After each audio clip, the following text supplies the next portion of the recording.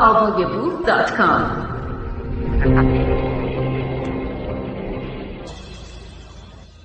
این قضیه مربوط به دوره‌ای بود که تورهای نمایشی نه تنها در فرانسه و سوئیس و بلژیک بلکه در آفریقای شمالی نیز نمایشنامه برگزار می‌کردند. من 10 سال داشتم. مادرم به یک تور تئاتری رفته بود و من و برادرم در خانه یکی از دوستان او در شهرکی در حوالی پاریس زندگی می‌کردیم. یک خانه 1 طبقه‌ای با نمایی از پیچک انگوری. در امتداد سالن یکی از آن پنجره‌های هلالی که انگلیسی‌ها به آن بو ویندوز می‌گویند قرار داشت. پشت خانه یک باغ چند ایوانه بود. در انتهای اولین ایوان باغ قبر دکتر گیوتین در زیر توده‌ای از گل شقایق پنهان مانده بود. یعنی آیا او در این خانه زندگی کرده بود؟ آن دستگاهی را که سر از تن جدا می‌کرد در این خانه تکمیل کرده بود؟ بالای باغ 2 درخت سیب و 1 درخت گلابی بود. روی الواح میناکاری شده‌ای که با زنجیرهای کوچک نقره‌ای به گردن صراحی‌های مشروب آویزان بودند، این نام‌ها نقش خورده بود: ایزارا، شری، کوراسائو. گل‌های پیچ امین‌الدوله لبه چاهی را که وسط حیاط و قبل از باغ قرار داشت مورد هجوم قرار داده بودند. تلفن روی 4 پایه‌ای نزدیک به یکی از پنجره‌های سالن بود. حصار مشبک فلزی که به فاصله اندکی از خیابان دکتر دوردن واقع شده بود از جلوی خانه حفاظت می‌کرد. روزگاری روی حصار فلزی را بعد از یک ضد زنگ دوباره رنگ زده بودند. آیا این روکش نارنجی رنگی که این گونه زنده و بیدار در خاطر من مانده بود آن ضد زنگ بود؟ خیابان دکتر دوردن یک ظاهر روستایی داشت، به ویژه در بخش انتهایی آن. مؤسسه‌ای مربوط به خواهران راهبه. بعد مزرعه‌ای که از آنجا شیر تهیه می‌کردیم و کمی دورتر آن قصر. اگر به سمت پایین خیابان می‌رفتید، روی پیاده‌رو سمت راست از مقابل اداره پست می‌گذشتید. در همان راستا در سمت چپ پشت یک حصار مشبک فلزی میشد گلخانه‌های گلفروشی را دید که پسرش همکلاسم بود و با هم روی یک نیمکت می‌نشستیم. کمی دورتر در همان پیاده‌رویی که اداره پست قرار داشت، دیوار مؤسسه آموزشی ژان دارک زیر شاخ و برگ درختان چنار مدفون شده بود. مقابل خانه خیابان وسیعی بود که شیبی ملایم داشت. حاشیه سمت راست آن را دیوار کلیسای پروتستان‌ها و درختزار انبوهی که در آن کلاه خود یک سرباز آلمانی پیدا کرده بودیم پوشش داده بود. در سمت چپش یک خانه طویل سفید رنگ با نمای گچبری شده و یک باغ بزرگ و یک بید مجنون تک و تنها بود. کمی پایین‌تر در مجاورت این باغ میهمانسرای رابین هود بود. در انتهای شیب و عمود بر آن جاده قرار داشت. به طرف راست ایستگاه میدان همیشه متروک قطار بود که ما دوچرخه سواری را آنجا یاد گرفتیم. در جهت عکسش امتداد باغ ملی بود. در پیاده‌رو سمت چپ ساختمانی با یک گالری سیمانی بود که روزنامه فروشی، سینما و داروخانه را یکی از پی دیگری در خود جا داده بود. پسر داروخانه چی همکلاسی هم بود و یک شب پدرش با طنابی که به ایوان گالری بسته بود خودش را حلق‌آویز کرده بود. ظاهراً مردم تابستانها خودشان را حلق‌آویز می‌کردند. در فصل‌های دیگر آنها ترجیح می‌دادند که برای خودکشی خودشان را توی رودخانه غرق کنند. این را شهردار شهرک به روزنامه فروش گفته بود. بعد از آن یک میدان متروک بود که در روزهای جمعه در آن بازار هفتگی راه می‌انداختند.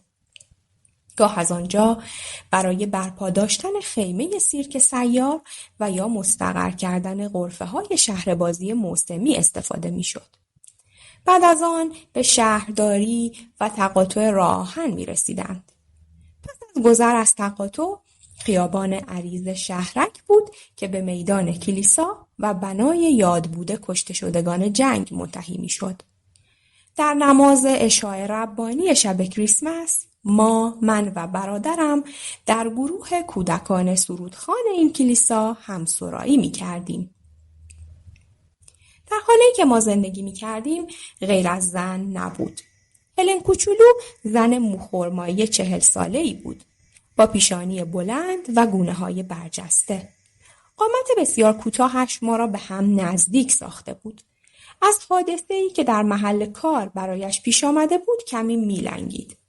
او ابتدا سوارکاری پیشه کرده و بعد هم به کار بندبازی در سیرک رو آورده بود و همین امر از دید ما اعتبار و تشخصی والا به او میبخشید. سیرک که من و برادرم آن را در یک روز بعد از ظهر در مدرانو کشف کرده بودیم، برای ما دنیایی بود که همواره دلمان میخواست بخشی از آن میبودیم. او به ما گفته بود که حالا دیگر مدت درازی بود که کار سیرک را دنبال نمی کرد و آلبوم عکسی را نشانمان میداد که در آن عکس‌هایی از او در لباس سوارکاری و بندبازی و چندین آگهی از برنامه‌های تالار موسیقی که در آنها از نام او نیز ذکری به میان آمده بود چسبانده بود. هلن توش. اغلب از او می‌خواستم آلبوم را به من امانت دهد تا بتوانم قبل از خواب در تخت خوابم آن را ورق بزنم. او، انی و مادر انی، ماتیلدف، تشکیل یک گروه 3 نفری عجیب و غریب و غیرعادی می‌دادند. انی موهای کوتاه طلایی، بینی صاف و راست، چهره‌ای ظریف و لطیف و چشمانی روشن داشت. اما در ظاهرش چیزی خشن و ظالمانه وجود داشت که با ظرافت و لطافت چهرهش در تضاد بود. شاید به خاطر آن نیمتنه چرمی قهوه‌ای، نیمتنه مردانه بود که در طول روز روی یک شلوار سیاه بسیار تنگ می پوشید. شبها اغلب قبای آبی کمرنگی به تن می کرد که کمربند پهنی میانه کمرش را تنگ و محکم در بر می گرفت و من او را به همین صورت ترجیح می دادم. مادر انی هیچ شباهتی با انی نداشت. آیا او واقعاً مادرش بود؟ انی او را ماتیلد صدا می کرد. او موهای خاکستریش را گوجه می کرد. صورتش سخت و عبوس بود. همیشه لباسهای تیره رنگ می پوشید و من از او وحشت داشتم. به نظرم خیلی پیر می آمد، در حالی که پیر نبود. انی در آن زمان 26 سالش بود و مادرش 50. سنجاق سنگی برجسته ای را که به یقه نیمتنه اش میزد را خوب به یاد دارم. لهجه جنوبی داشت که من بعدها در بین اهالی نیم شنیدم. طرز حرف زدن انی با او فرق داشت. لهجه انی مثل خود من و برادرم پاریسی بود. هر بار که ماتیلد مرا مورد خطاب قرار میداد صدایم میکرد ابله سرخوش. یک روز صبح که از اتاقم در طبقه بالا برای صبحانه پایین می آمدم، طبق معمول به من گفته بود صبح بخیر ابله سرخوش و من جواب داده بودم صبح بخیر خانوم. و بعد از گذشت این همه سال پاسخ خشک او را با آن لهجه نیمیش هنوز در گوشم طنین انداز است. خانوم؟ میتونی منو ماتیلد صدا کنی ابله سرخوش؟ هلن کوچولو در زیر آن ظاهر آرام و مهربانش به گمانم زنی سرسخت مثل پولاد آب دیده بود. بعدها فهمیدم که با انی در 19 سالگی آشنا شده بود. او چنان نفوذی بر انی و مادرش ماتیلدف اعمال می کرد که آن دو زن آقای افرا رها کرده و به همراهش رفته بودند. شک ندارم که یک روز سیرکی که هلن کوچولو در آن کار می‌کرد در شهر دورافتاده‌ای که انی و مادرش زندگی می‌کردند توقف کرد. انی نزدیک گروه ارکستر نشست و نوای شیپورها ورود هلن کوچولو را سوار بر اسبی سیاه با زره پوشی نقره‌ای اعلام کرد و یا اینطور تصور می‌کنم که او آن بالا روی بند خود را آماده یک پرش سگانه مخاطره آمیز می‌کرد و آن وقت بعد از پایان نمایش، انی برای دیدن هلن به یدک‌کشی که اتاق مشترک او و زن مار اندام است می رود. زنی از دوستان انیف اغلب به خانه می آمد. اسمش فرد بود. امروز از منظر یک آدم بزرگ و بالغ آن زن برای من کسی نیست مگر همان شخصی که در دهه 50 کلوپ شبانه ای را در خیابان پونتیو می گرداند. در آن زمان او به نظر هم سن و سال انی می نمود، اما در واقع کمی مسن‌تر بود. چیزی دور و بر 35 سال. زنی با موهای کوتاه و خرمایی، باریک اندام و پوستی پریده رنگ. او نیمتنه مردانه می پوشید، با کمرگاهی بسیار تنگ که من گمان می کردم نیمتنه اسب سواری بود. چند روز پیش در یک کتاب فروشی فهرست برنامه‌های سینما، تئاتر، کاباره‌ها و سالن‌های موسیقی یکی از شماره‌های قدیمی نشریه این هفته در پاریس منتشر جولای 1939 را ورق می‌زدم. با شگفتی به یک عکس فسقلی از فرد برخوردم. او از همان 20 سالگی مجلس گرمکن یک کلوپ شبانه بود. مثل همانطور که یک قطعه مدرک و سند را خریداری می‌کنیم تا گواه محکمی برای ادعایمان داشته باشیم که این زاییده خواب و خیالمان نبوده، من همان نشریه را خریدم. زیرش نوشته است لا سیلوئت، شماره 59، خیابان نوتردام دلورت، مونمارتر، TRE 64 تا 72. فرد از 10 شب تا سپید دم کاباره تمام زنانه خود را تقدیم می کند. بازگشت از سوئیس، دون ماریو و ارکستر پرآوازش، گیتاریست ایزیدور لانگلوا، بتی و نایس بویز. و تصوری که من و برادرم از فرد در هنگام بازگشت از مدرسه و مواجه شدن با او در باغ خانه داریم به سرعت از ذهنم می گذرد. زنی که مثل هلن کوچولو به جهان سیرک تعلق داشت. جهانی که گرداگردش حاله ای از رمز و راز فرا گرفته بود. ما تردیدی نداشتیم که فرد گرداننده سیرکی در پاریس بود. سیرکی بسیار کوچکتر از مدرانو. با خیمه ای از کرباس سفید و خطوط سرخ راه به نام لوکارولز. این نام را اغلب از دهان انی و فرد می شنیدیم. کرولز. اما تصور من از کرولز کلوپ شبانه خیابان پونتیو، خیمه‌ای سفید و سرخ با حیوانات سیرک بود که فرد با آن اندام باریک و نیمتنه‌ای که کمرگاهش بسیار تنگ بود در آن کار رام کردن حیوانات را به عهده داشت. گاه روزهای پنجشنبه او به همراه پسر خواهرش که همسن و سال خودمان بود به خانه می آمد و عصر را هر سه نفرمان با هم به بازی می گذراندیم. او خیلی بیشتر از ما از موضوع کرولز خبر داشت. یکی از جملات پوشیده و الهامگونه‌ای را که به ما گفته بود و پژواک آن هنوز در ذهنم طنین انداز است را به خاطر دارم. انی هر شب در کرولز گریه می کند. شاید این جمله را از زبان خاله‌اش شنیده بود، بی آنکه معنیش را بداند. روزهایی که خاله‌اش همراهیش نمی‌کرد، من و برادرم دم عصر می‌رفتیم به ایستگاه قطار دنبالش. هیچ وقت به اسم که نمی‌دانستیم چه بود صدایش نمی‌کردیم. صدایش می‌کردیم پسر خواهر فرد. آنها دختری را برای مراقبت از ما و آوردن من از مدرسه استخدام کردند. او در همان خانه در اتاق مجاور اتاق ما زندگی می‌کرد. موهای سیاهش را گوجه می‌کرد و پشت سر محکم می‌بست و چشمان سبزش از بس روشن بود حالتی به او می‌بخشید که انگار از پشت آن می‌شد نگاه سبزش را دید. خیلی کم حرف بود و تقریباً چیزی نمی‌گفت. سکوتش و آن چشمان شیشه‌ای شفافش ما را به وحشت می‌انداخت. من و برادرم را.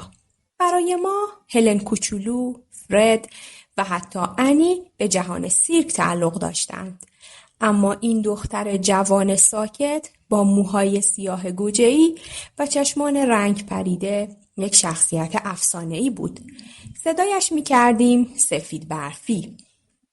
هنوز خاطره شام خوردن‌های دور همی توی اتاقی که به عنوان غذاخوری از آن استفاده می‌کردیم و با راهرو ورودی از سالن جدا می‌شد در خاطرم مانده است. سفید برفی در انتهای میز می‌نشست. برادرم در سمت راست او و من در سمت چپش. انی جفت من می‌نشست. هلن کوچولو روبرو و ماتیلد در آن سوی دیگر میز. یک شب به خاطر قطع برق اتاق را با نور چراغ نفتی که روی تاقچه بخاری دیواری قرار داشت و دور تا دورمان را سایه می پراکند روشن ساختیم. دیگران هم او را عین ما سفید برفی صدا می کردند و گاهی هم بره من. همه با او خودمانی حرف می زدند و از آنجا که سفید برفی هم شما کردن را کنار گذاشت و با آنها خودمانی شد، طولی نکشید که صمیمیتی بینشان برقرار گردید. حدس میزنم که آنها خانه را اجاره کرده بودند. مگر اینکه هلن کوچولو مالک آن بوده باشد. چون کسبه آنجا او را خوب میشناختند. شاید هم خانه مال فرد بود. یادم میآید که فرد نامه‌های بسیاری به نشانی خیابان دکتر دوردن دریافت میکرد. هر روز صبح این من بودم که قبل از رفتن به مدرسه نامه ها را از توی صندوق پست جمع می کردم. انی تقریباً هر روز با ماشین رنوی 4 اسبه نخودی رنگش به پاریس می رفت. دیر وقت به خانه برمیگشت و گاهی تا فردای آن روز سر و کله‌اش پیدا نمی شد. پاره اوقات هلن کوچولو او را همراهی می کرد. ماتیلد هیچ وقت از خانه خارج نمی شد مگر برای خرید. مجله‌ای می خرید که اسمش سفید و سیاه بود و شماره‌هایی از آن توی سالن اینور و آنور پراکنده بود. عصرهای پنجشنبه که باران می‌بارید و ما پای رادیو می‌نشستیم و به برنامه مخصوص کودکان گوش می‌دادیم، من آنها را ورق می‌زدم. ماتیلد سیاه و سفیدها را به غیظ و غضب از دستم بیرون می‌کشید. به این نگاه نکن ابله سرخوش. این برای سن و سال تو نیست که. سفید برفی به اتفاق برادرم که هنوز سن و سالش به مدرسه رفتن نمیخورد دم خروجی مدرسه منتظرم میماند. انی اسمم را در مدرسه ژان دارک در انتهای خیابان دکتر دوردن نوشته بود. خانم مدیر از او پرسیده بود که آیا او مادرم بود و او جواب داده بود بله. هر دومان مقابل میز خانم مدیر نشسته بودیم. انی نیمتنه چرمی کهنه‌اش را پوشیده بود با شلوار کتانی شسته آبی رنگی که یکی از دوستانش که هر از چندی در خانه پیدایش میشد، زینا راشفسکی از آمریکا برایش آورده بود. یک شلوار جین آبی رنگ. در آن دوره از این دست شلوارها در فرانسه کم پیدا میشد. خانم مدیر به حالتی مشکوک نگاهمان کرد. گفت پسرتان باید توی مدرسه یک روپوش خاکستری رنگ بپوشد مثل بقیه همکلاسی‌های کوچکش. در راه بازگشت به خانه در طول خیابان دکتر دوردن آنی دستش را گذاشته بود روی شانه‌ام و پا به پایم می آمد. به او گفتم که مادرت بودم چون توضیح دادنش به او خیلی سخت بود. تو که مخالفتی نداری هان پتوش؟ کنجکاوانه به روپوش خاکستری رنگی فکر می کردم که باید مثل بقیه همکلاسی هایم می پوشیدم. دانش آموختن من در مدرسه ژان دارک چندان به طول نینجامید. حیاط مدرسه را که با سرباره زغال سنگ فرش کرده بودند سیاه بود و این سیاهی به خوبی با پوسته و برگ‌های درخت چنار متناسب و هماهنگ بود. یک روز صبح موقع زنگ تفریح خانم مدیر به طرف من آمد و گفت مایلم مادرت را ببینم. ازش بخواه که امروز بعد از ظهر کلاس که شروع شد سری به من بزند. او طبق معمول همیشه با لحنی خشک با من حرف زد. از من خوشش نمی آمد. مگر من چه کارش کرده بودم؟ برای نهار که از مدرسه خارج شدم سفید برفی و برادرم دم در منتظرم بودند. سفید برفی گفت سر و رویت توی هم است. چیزی شده؟ ازش پرسیدم که انی خانه بود. فقط از یک چیز می‌ترسیدم. این که او شب را در پاریس مانده باشد. از شانس خوبم شب به خانه برگشته بود اما خیلی دیر. او در انتهای راهرو در اتاقی که پنجره‌هایش رو به باغ باز می‌شد همچنان خوابیده بود وقتی برای هلن کوچولو شرح داده بودم که مدیر مدرسه میخواست مادرم را ببیند به من گفت برو بیدارش کن. در اتاقش را زدم. جواب نمیداد. جمله مبهم و اسرارآمیز پسر خواهر فرد به خاطرم آمد. انی هر شب در کرولز گریه می کند. بله، ظهر بود و او هنوز خوابیده بود چون تمام شب را در کرولز گریه کرده بود. دستگیره در را چرخاندم و آن را هل دادم. خیلی آرام. اتاق روشن بود. انی پرده را نکشیده بود. او روی تخت خواب بزرگش دراز کشیده بود و چنان به لبه تخت نزدیک شده بود که هر لحظه خطر افتادنش میرفت. چرا وسط تخت نمیخوابید؟ خواب بود. دستهایش را روی شانه ها گذاشته بود. طوری که پنداری سردش بود. و تازه لباسهایش را هم بیرون نیاورده بود. او حتی کفشهایش را هم نکنده بود و نیمتنه چرمی کهنه‌اش را نیز همچنان به تن داشت. دستم را روی شانه‌اش گذاشتم و آرام تکانش دادم. چشمهایش را باز کرد و با ابروهای در هم کشیده نگاهم کرد. آه، توی پتوش؟ انی در کنار مدیر مدرسه ژان دارک مسیر زیر کاج‌های حیاط مدرسه را مرتب می‌رفت و برمیگشت. خانم مدیر از من خواسته بود تا در مدتی که آنها با هم اختلاط می‌کردند توی حیاط منتظرشان بمانم. رفقایم با زنگ 2-5 کم وارد کلاس شده بودند و از پشت شیشه‌های پنجره می‌دیدمشان که بدون من پشت میزهایشان نشسته بودند. سعی می‌کردم صحبت‌های آن دو را بشنوم، اما جرأت اینکه به آنها نزدیک‌تر شوم نداشتم.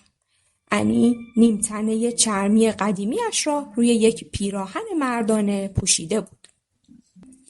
و بعد انی از خانم مدیر جدا شد و به سمت من آمد. هر دو از در کوچکی که در دیوار مشرف به خیابان دکتر دوردن کار گذاشته بودند خارج شدیم. پتوش بست زبانم، تو را اخراج کردن. گریم گرفته بود، اما سرم را که به طرفش بلند کردم دیدم داشت لبخند میزد و دیدن لبخندش دلگرمم کرد. تو هم دانش آموز خوبی نیستی، عین خودم. بله، خیالم راحت شده بود که سرکوفتم نمیزد، اما کمی تعجب کرده بودم. به هر حال این واقعه که به نظر من این همه جدی میرسید سبب لبخند زدن او گشته بود. نگران نباش پتوش جونم، توی یه مدرسه دیگه اسم تو می نویسم. فکر نمی کنم که من دانش آموزی بدتر از بقیه بودم. بی تردید مدیر مؤسسه ژان دارک در مورد خانواده‌ام تحقیق کرده بود. حتما پی برده بود که انی مادرم نبود. انی، هلن کوچولو، متیلد و سفید برفی. چه خانواده مضحکی. ترسیده بود که مبادا من الگوی نامناسبی برای همکلاسی هایم باشم. چه دلیلی برای سرزنش ما میتوانست داشته باشد؟ ابتدا دروغ انی، احتمالاً این امر که از همان اول کار توجه خانم مدیر را به خودش جلب کرده بود. انی جوانتر از سنش میزد و بهتر بود اگر گفته بود که خواهر بزرگم بود و بعد هم نیمتنه چرمیش و به خصوص آن شلوار جین شسته‌ای که در آن دوره نظیرش کم پیدا میشد. هیچ انگی به متیلد وارد نبود.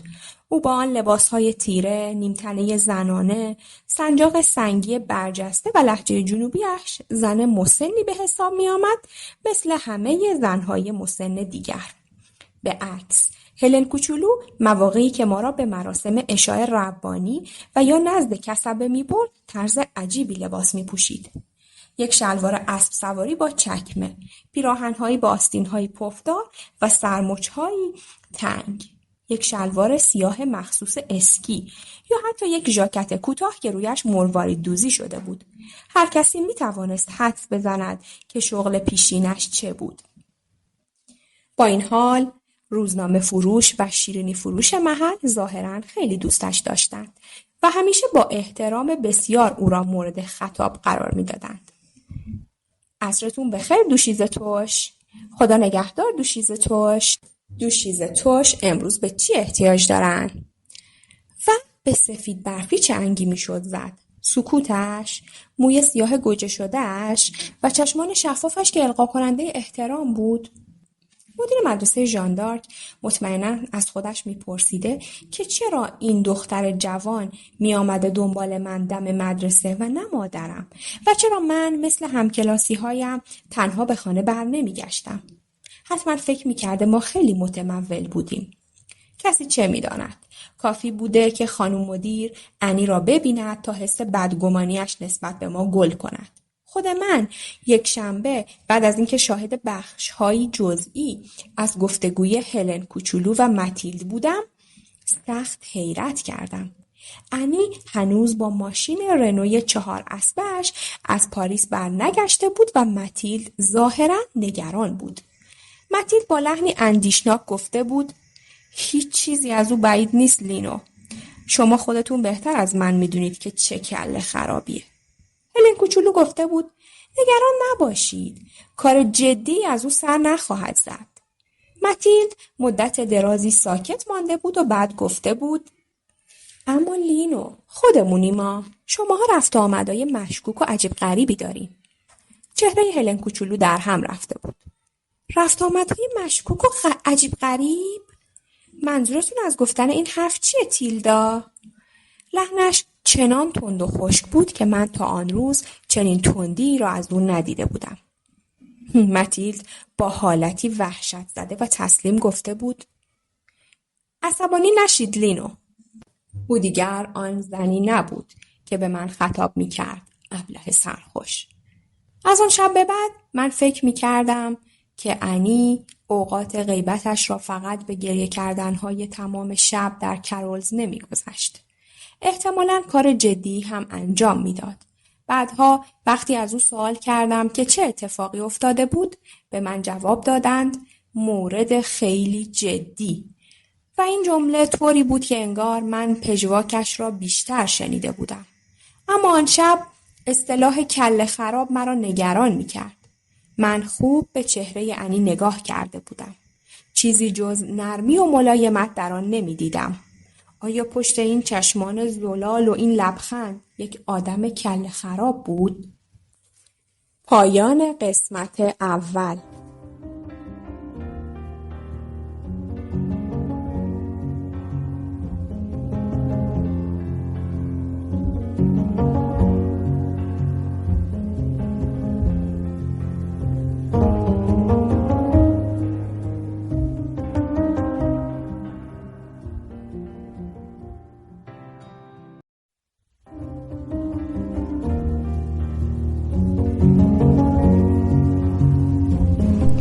کتاب تخفیف مجازات نوشته پاتریک مودیانو، ترجمه محمد جواد فیروزی، خوانش زهرا.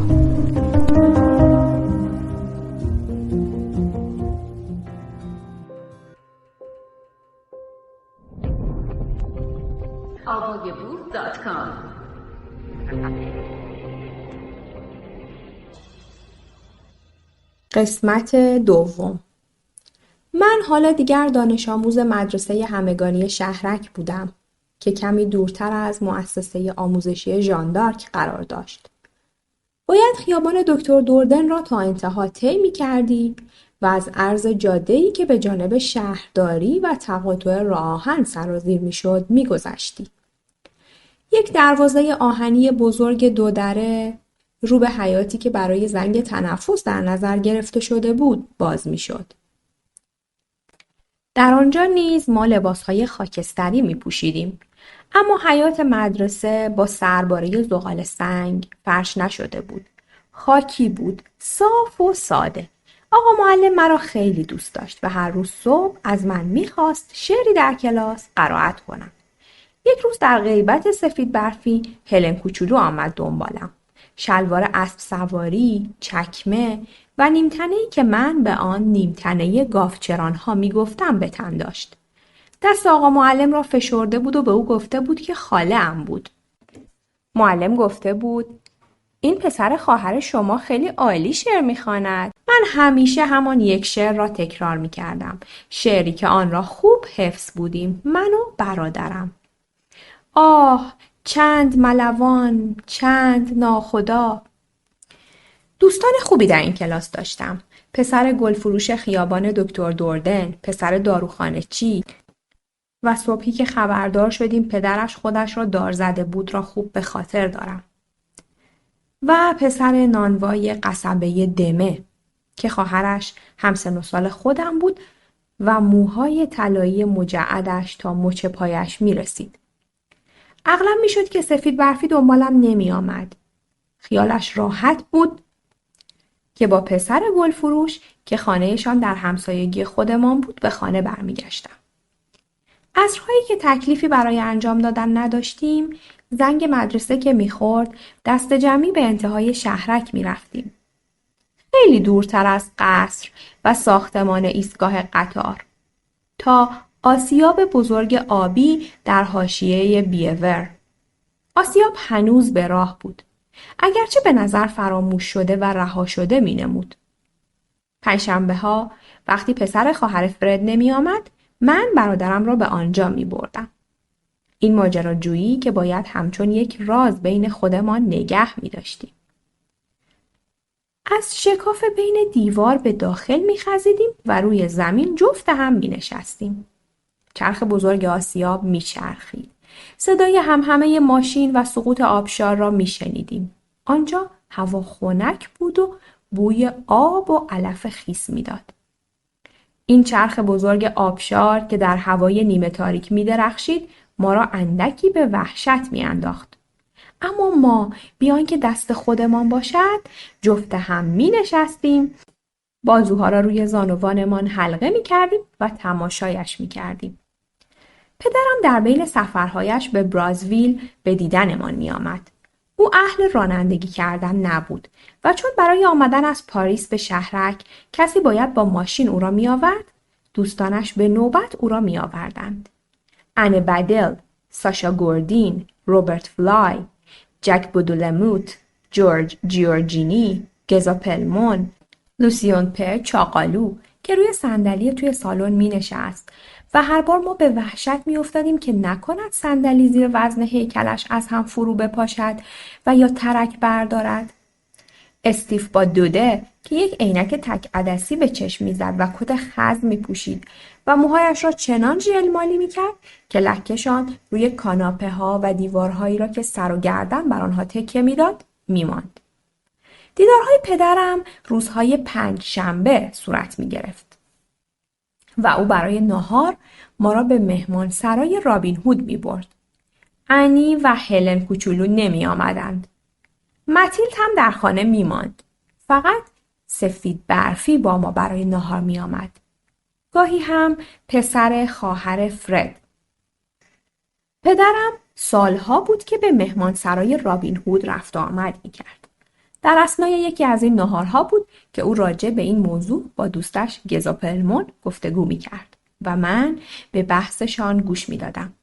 پلمون گفته بود یادت میاد با الیوت سالته می اومدیم اینجا؟ پدرم گفته بود قصر ویران شده. قصر در انتهای خیابان دکتر دوردن مقابل مؤسسه آموزشی ژان دارک واقع شده بود. روی دروازه نیمه باز آن یک تابلو اعلان چوبی پوسیده که هنوز میشد نوشته روی آن را خواند میخ شده بود. این ملک توسط ارتش ایالات متحده برای فرمانده تیپ ژنرال فرانک آلن مصادره شده است. پنجشنبه ها از لای دولنگه دروازه سر می‌خوردیم به داخل. علف‌های توی محوطه بلند بودند و ما تا کمر تویشان فرو می‌رفتیم. در انتها قصری به سبک لویی 13 قد علم کرده بود که در دو جناحش دو عمارت کلاه فرنگی بیرون زده بود. اما من بعدها فهمیدم که آن را در اواخر قرن 19 بنا کرده بودند. توی علفزار بادبادک هوا می کردیم. بادبادکی قرمز و آبی از جنس کرباس و به شکل هواپیما. برای بالا کردن بادبادک و به اوج فرستادنش خیلی مشکل داشتیم. آنجا در سمت راست قصر تپه‌ای بود که رویش درخت‌های کاج کاشته شده بود. با یک نیمکت سنگی که سفید برفی روی آن می نشست. در اثنایی که ما از شاخه‌های درخت‌های کاج بالا می‌رفتیم، او مجله سفید و سیاه می‌خواند و یا چیزی می‌بافت. اما ما سرمان گیج میرفت، من و برادرم. و تنها پسر خواهر فرد بود که میتوانست تا نوک درختها برود. اواسط بعد از ظهر به همراه سفید برفی از مسیری که از روی تپه رد میشد به دل جنگل میزدیم. قدم زنان تا قصبه دمه میرفتیم. پاییز بلوط جمع میکردیم. نانوای قصبه پدر همکلاسی هم بود و هر بار که وارد خبازیش میشدیم خواهر دوستم نیز حضور داشت. و من عاشق موهای طلایی مجعد او که تا مچ پایش میرسید بودم. و بعد از همان راهی که آمده بودیم برمیگشتیم. در گرگ و میش هوا، نمای قصر و 2 عمارت کلاه فرنگی که از پهلوهایش بیرون زده بود، ظاهری منحوس به خود می گرفت و توی دل من و برادرم را خالی می کرد. بریم قصر رو ببینیم. از آن پس ناهارمان که تمام می شد، پدرم این جمله را بر زبان می آورد و درست مثل هر 5 شنبه دیگر خیابان دکتر دوردن را طی می کردیم و از دروازه نیمه باز قصر به داخل می سریدیم و وارد علفزار می شدیم. با این تفاوت که چنین روزهایی پدرم به اتفاق یکی از دوستانش بدل، گوردین، استیو پا یا روبرت فلای ما را همراهی می کردند. سفید برفی می رفت و در جای همیشگیش پای کاجها روی نیمکت می نشست. پدرم به قصر نزدیک می شد. در بحر تماشای نما و پنجره های تمام قد تخت کوبی شدهش فرو می رفت. در ورودی را هل می داد و ما قدم به داخل تالاری می گذاشتیم که کاشی های کف پوشش زیر پوششی از پاره سنگ و برگ های خشکیده مدفون شده بود. در انتهای تالار قفسه آسانسور قرار داشت. پدرم می گفت آره، صاحب قصر رو می شناسم. او به خوبی می دید که من و برادرم چقدر علاقه نشان می دادیم. از این رو از سرگذشت الیوت سلت مارکی دوکوسات که در سن 20 سالگی در جریان جنگ جهانی اول یک قهرمان هوانوردی بود برایمان تعریف می کرد. او بعد از جنگ با یک زن آرژانتینی ازدواج کرده بود و شده بود سلطان آرماناک.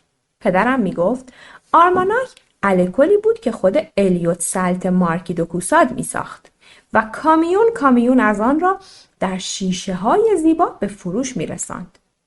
پدرم می گفت من در تخلیه کامیون ها به او کمک می کردم. جعبه ها را تک به تک می شمردیم و ردشان می کردیم. او این قصر را خریده بود. در پایان جنگ آخری او و زنش غیبشان زده بود، اما او نمرده بود و یک روز دوباره پیدایش می شد. پدرم با احتیاط زیاد یک قطعه از اعلانی را که از داخل به در ورودی چسبیده بود جدا کرده بود و آن را به من هدیه کرده بود. من حتی امروز هم می توانم آنچه را که روی آن نوشته شده بود بدون کوچکترین تردیدی از حفظ بخوانم. مصادره سود غیرقانونی، سه‌شنبه 23 ژوئیه ساعت 2 بعد از ظهر در قصبه دمه، ملکی با شکوه شامل قصر و 300 هکتار جنگل. پدرم می گفت بچه‌ها قصر را خوب زیر نظر بگیرید. مارکی دوکوسات خیلی زودتر از اون چه فکرشو بکنید خواهد اومد. و پیش از این که سوار ماشین دوستی که آن روز وظیفه شوفری او را به عهده داشت بشود، با حواس پرتی دستش را به نشان خداحافظی برایمان بلند کرد و ما در حالی که ماشین در مسیر پاریس دور میشد، آن دست را می دیدیم که همچنان از پشت شیشه به نرمی و بیحالی تکان می خورد. من و برادرم تصمیم گرفته بودیم که برویم و شبانه از قصر دیدن کنیم. باید صبر می کردیم تا همه توی خانه می خوابیدند. اتاق متیلد در طبقه همکف یک عمارت کلاه فرنگی ریزه میزه در انتهای حیاط بود. خطر اینکه او یک وقت بتواند مچمان را بگیرد وجود نداشت. اتاق هلن کوچولو در طبقه اول در انتهای راهرو بود و مال سفید برفی چسبیده به اتاق خودمان. کفپوش راهرو کمی صدا می کرد. اما همین که به پای پلکان می رسیدیم دیگر هیچ نگرانی در میان نبود و راه باز بود. شبی را انتخاب کردیم که انی خانه نبود، چرا که او شبها تا دیر وقت بیدار می‌ماند. یکی از همان شب‌هایی که او تا صبح در کرولز گریه می‌کرد. چراغ قوه را از توی کشوی آشپزخانه برداشتیم. چراغ قوه فلزی نقره‌ای رنگی که نور زردی از خود ساطع می‌کرد. و لباس پوشیدیم. روی همان لباس خوابمان یک ژاکت تن کردیم. برای اینکه خوابمان نبرد با هم از الیوت سالت مارکی دو کوسات حرف می‌زدیم. و هر کس به نوبت متنوع‌ترین گمانه ها را راجع به او سرهم می‌کرد. طبق فرضیه برادرم شب‌هایی که او به قصر می‌آمد با آخرین قطار ساعت 11:30 پاریس که می‌توانستیم صدای ضرباهنگ یک نواخت آن را از پنجره اتاقمان بشنویم به ایستگاه قطار شهرک می‌رسید. او نظر کسی را به خودش جلب نمی‌کرد و از پارک کردن ماشین در مقابل دروازه قصر که می‌توانست ایجاد سوء ظن کند خودداری می‌کرد. او مثل عابری که شبانه به خانه خودش می‌رفت این مسیر را پیاده تا قصر طی می‌کرد. هر دو مشترکاً سر این بحث توافق داشتیم. در یک چنین شب‌هایی الیوت سالت مارکی دو کوسات در سرسرای بزرگ قصر می‌ایستاد. قبل از رسیدنش برگ‌های خشکیده و قلوه سنگ‌ها را جارو می‌کردند و بعد از رفتنش هم برگ‌ها و سنگ‌ها را سر جایشان برمیگرداندند تا هیچ اثری از حضور او در آنجا به جا نگذاشته باشند. مسئول روبراه کردن قصر برای دیدار اربابش کسی نبود جز میرشکار و قرقچی دمه. او در جنگل بین قصبه دمه و حاشیه فرودگاه ویلا کوبله زندگی می‌کرد. اغلب ضمن گشت و گذارهایمان با سفید برفی به او بر می‌خوردیم.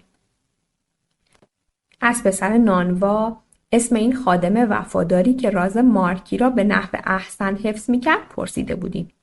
گرو کلاود. اینکه گرو کلاود در آنجا زندگی می‌کرد اتفاقی نبود. ما کشف کردیم که در آن ناحیه از جنگل که در حاشیه فرودگاه قرار داشت یک باند فرود متروکه و یک آشیانه پرواز بزرگ وجود داشت. مارکی شبها از این باند فرودگاه برای رفتن با هواپیما به مقصدی در دوردست جزیره‌ای در دریاهای جنوب استفاده می‌کرد. مدتی بعد او از آنجا باز می‌گشت. در چنین شبی گرو کلاود برای اینکه مارکی فرودی بی درد سر و راحت داشته باشد در طول مسیر فرود چراغ‌های کوچک راهنما قرار می‌داد. مارکی روی مبل مخملی سبز رنگی مقابل بخاری دیواری بزرگی که گرو کلاود آن را روشن کرده بود می‌نشیند. پشت سرش میزی قرار داده شده است. شمعدان نقره‌ای، توری و کریستال. من و برادرم وارد تالار می‌شویم. تالار تنها از آتش توی بخاری و شعله شمع‌ها روشنایی می‌گیرد. اول از همه گرو کلاود است که ما را می‌بیند. او با آن چکمه‌ها و شلوار سوارکاریش به سمت ما می‌آید و می‌پرسد: شماها اینجا چی کار می‌کنین؟ لحنش پرخاشجویانه و تهدیدآمیز است. او یکی یک جفت کشیده بیخ گوش‌هایمان می‌خواباند و از آنجا بیرونمان می‌اندازد. بهترین بود که به محض ورود به تالار با سرعت هرچه تمام‌تر مستقیما به سراغ خود مارکی دو کوسات می‌رفتیم و حرفمان را می‌زدیم. لازم بود برای گفتن چیزهایی که باید به او می‌گفتیم پیشاپیش خودمان را آماده می‌کردیم. ما آمده‌ایم به دیدنتان چون شما دوست پدرم هستید. قرار شد جمله اول را من بگویم و بعد هر کدام به نوبت به او بگوییم شبتان بخیر آقای مارکی و بعد میگوییم ما میدانیم که شما سلطان آرماناک هستید. در اینجا اما نکته باریکی بود که سبب نگرانیم میشد.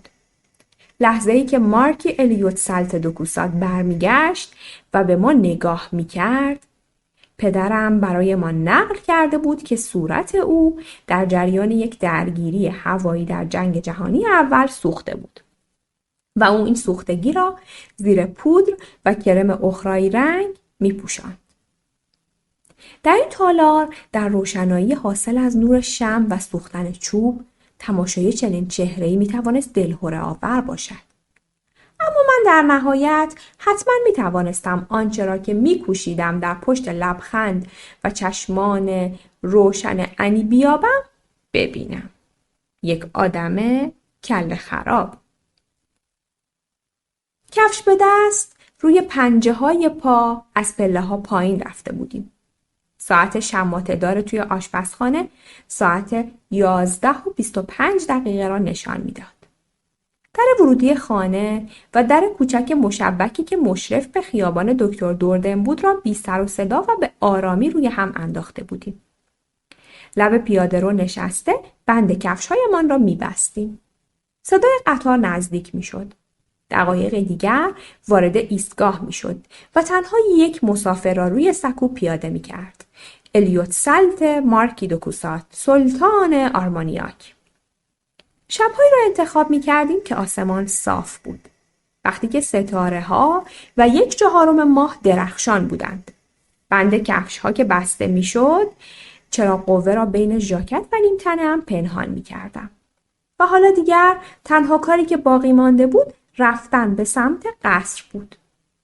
خیابان خلوت در زیر تابش مهتاب و سکوت و حسی که در وجودمان میگفت که خانه را برای همیشه ترک کرده بودیم ما را بران می‌داشت که تا قدم‌هایمان را رفته رفته کند و کندتر کنیم. 50 متر دور نشده برمیگشتیم. حالا بند کفش‌هایمان را باز می‌کردیم و در ورودی خانه را چفت می‌کردیم. ساعت شماته‌دار توی آشپزخانه 12-20 دقیقه کم را نشان می‌داد. چراغ قوه را سر جایش توی کشو قرار می‌دادم و روی پنجه‌های پا از پله‌ها بالا می‌رفتیم. توی تخت خواب‌هایمان 2 نفری در خود جمع می‌شدیم و یک جورهایی احساس آرامش می‌کردیم. با صدای ملایم از مارکی حرف می‌زدیم و هر کداممان به جزئیات تازه‌ای دست می‌یافتیم. ساعت از نیمه شب گذشته بود و آنجا توی تالار گر و کلاود برایش شام می‌کشید. دفعه دیگر پیش از اینکه مسیر رفته را بازگردیم باید از خیابان دکتر دوردن از این هم پایین‌تر می‌رفتیم. ما باید تا صومعه خواهران راهبه می‌رفتیم و بار بعد از آن باز هم کمی دورتر تا مزرعه و آرایشگاه و دفعه بعد از آن هم همچنان کمی دورتر. هر شب باید یک مرحله تازه طی می‌کردیم تا اینکه به 10-12 متری دروازه قصر می‌رسیدیم و دفعه بعدش تا اینکه خوابمان می‌برد. طولی نکشید که متوجه شدم انی و هلن کوچولو کسانی را به خانه راه می‌دادند که به همان اندازه الیوت سالت مارکی دوکوسات پر رمز و راز و جالب بودند. آیا این انی بود که با آنها رابطه دوستی برقرار می‌کرد یا هلن کوچولو؟ فکر می‌کنم هر دویشان. ماتیلد در حضور آنها یک جورهایی احتیاط به خرج می‌داد و اغلب به اتاق خودش پناه می‌برد. شاید این آدم‌ها او را به وحشت می‌انداختند یا شاید هم فقط از آنها خوشش نمی‌آمد. امروز تلاش می‌کنم تمام چهره‌هایی را که در ایوان یا در سالن دیدم را در ذهنم جستجو کنم. بیان که قادر به شناسایی اغلب آنها باشم. خب، مهم نیست. اگر برای این 10-12 چهره‌ای که توی ذهنم رژه می‌روند نامی قائل شوم، ممکن است موجبات برآشفتگی چند نفری که هنوز در قید حیات هستند را فراهم کرده باشم. این امر می‌تواند آنها را به یاد رفت و آمدهایشان با محافل ناجور بیاندازد. آنهایی که تصویرشان به روشنی در ذهنم باقی مانده اینها هستند: راجر ونسان، ژانده و آندرکا که میگفتند زن یک طبیب کله گنده بود. آنها 2 یا 3 بار در هفته به خانه ما سر می‌زدند. آنها با انی و هلن کوچولو برای نهار به مهمانسرای رابین هود می‌رفتند و بعد از نهار برمیگشتند و برای لحظاتی باز توی سالن دور هم می‌نشستند یا اینکه برای شام در خانه می‌ماندند. گاهی وقتها ژانده تنها می‌آمد. انی او را با ماشین 4 اسبش از پاریس می‌آورد. به نظر می‌آمد که او از همه به انی نزدیکتر بود و شکی نداشت که این او بود که انی را به آن 2 نفر دیگر معرفی کرده بود. ژانده و انی همسن و سال بودند. وقتی که ژانده به اتفاق راجر ونسان به دیدنمان می آمد، همیشه با اتومبیل روباز راجر ونسان می آمد. آندرکا هم هر از چندی با آنها می آمد و روی صندلی جلوی آن ماشین آمریکایی جفت دست راجر ونسان می نشست. ژانده روی صندلی عقب می نشست. راجر ونسان در آن زمان باید حدود 45 سال می داشت و آندرکا 35 سال. یادم به اولین باری می آید که ماشین آمریکایی راجر ونسان را مقابل خانه دیدیم. طرفهای ظهر بود. بعد از مدرسه. هنوز مرا از مدرسه ژان دارک اخراج نکرده بودند. از دور آن ماشین بزرگ روباز با آن اتاق نخودی رنگ و صندلی‌های چرمی سرخ رنگ که در آفتاب می درخشید به همان اندازه من و برادرم را شگفت زده کرد که اگر در نبش خیابانی به یک باره با مارکی دوکوساد روبرو می شدیم. گذشته از این ما هر دو در آن لحظه همانطور که بعداً بین خودمان صحبتش را کردیم با یکدیگر هم عقیده بودیم. این ماشین متعلق به مارکی دوکوساد بود که بعد از تمام آن ماجراجویی‌هایش سرانجام به آن شهر بازگشته بود و به خواهش پدرم آمده بود سری به ما بزند. از سفید برفی پرسیدم این ماشین مال کیه؟ مال یکی از دوستان مادرخوانده‌ات. او همیشه انی را مادرخوانده‌ات می‌نامید که البته پر بیراه هم نمی‌گفت. چرا که 1 سال پیش از آن در کلیسای سن مارتین دو بیاریتز ما را تعمید داده بودند و مادرم از انی خواسته بود که مادرخواندگی مرا عهده‌دار شود. وارد خانه که شدیم در سالن باز بود و راجر ونسان روی کاناپه مقابل پنجره هلالی نشسته بود. هلن کوچولو گفت بیایید سلام کنید. او داشت کار پر کردن 3 لیوان را به اتمام می‌رساند و در یکی از صراحی‌های مشروبی را که لوح میناکاری شده به گردن داشت می‌بست. انی پشت تلفن با کسی حرف می‌زد. راجر ونسان از جایش بلند شد. به نظرم خیلی بزرگ آمد. یک دست لباس پرنس دوگل پوشیده بود. موهایش سفید بود، خوب آرایش شده بود و رو به بالا شانه خورده بود. اما به نظر نمی رسید که پیر باشد. به سمت ما خم شد و لبخند زد. سلام بچه ها. به نوبت با 2 نفرمان دست داد. من کیف مدرسه‌ام را زمین گذاشته بودم تا با او دست بدهم. من بلوز خاکستریم را به تن داشتم. از مدرسه میای؟ گفتم بله. مدرسه خوب پیش میره؟ بله. انی گوشی تلفن را گذاشت و به همراه هلن کوچولو به ما پیوست. هلن کوچولو سینی مشروب را روی میز کوتاه قهوه‌خوری که مقابل کاناپه بود قرار داد. او لیوانی به طرف راجر ونسان دراز کرد. انی گفت پتوش و برادرش اینجا زندگی میکنن. راجر ونسان لیوانش را بلند کرد و با لبخندی گشاده گفت خب پس به سلامتی پتوش و برادرش. این لبخند به عنوان ویژگی بارز راجر ونسان بر لوح ضمیر من ثبت شده است. چیزی که همواره روی لبهای او شناور بود. راجر ونسان در این لبخندی که سرد و خیالی و خالی از نشاط بود و او را همچون غباری سبک در بر گرفته بود غوطه می‌زد. در این لبخند همچون که در صدا و رفتارش یک چیز خفه شده دلگیری وجود داشت. راجر ونسان همیشه خاموش و آرام بود. صدای آمدنش را نمی‌شنیدی و هر وقت می‌چرخیدی پشت سرت بود. از پنجره اتاقمان گاه او را در پشت فرمان ماشین آمریکایی‌اش می‌دیدیم که از راه می‌رسید. ماشین در مقابل خانه مثل یک قایق تندرو خاموش که امواج آن را به آرامی به ساحل آورده باشد متوقف می‌شد.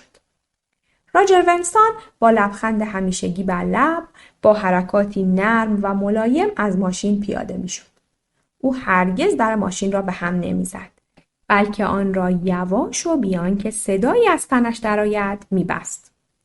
آن روز بعد از اینکه ناهارمان را با سفید برفی توی آشپزخانه به پایان رساندیم، آنها هنوز توی سالن بودند. ماتیلد مشغول رسیدگی به بوته گل سرخی بود که روی ایوان اول باغ نزدیک مقبره دکتر گیوتین کاشته بودند. به مدرسه‌ام را در دست گرفته بودم و سفید برفی آماده می‌شد که مرا برای کلاس بعد از ظهرم تا مدرسه ژان دارک همراهی کند که انی در چهارچوب در سالن پیدایش شد و به من گفت خوب درس بخون پتوش. پشت سر او هلن کوچولو و راجر ونسان با آن لبخند ثابت و تغییر ناپذیرش ایستاده بودند. تردید نداشتم که برای خوردن ناهار داشتم به مهمانسرای رابین هود می رفتند. راجر ونسان از من پرسید پیاده میری مدرسه؟ بله. حتی وقت حرف زدن هم آن لبخند از لبش نمی افتاد. با ماشین میبرمت اگه بخوای. انی از من پرسید تو ماشین راجر ونسان را دیدی؟ بله.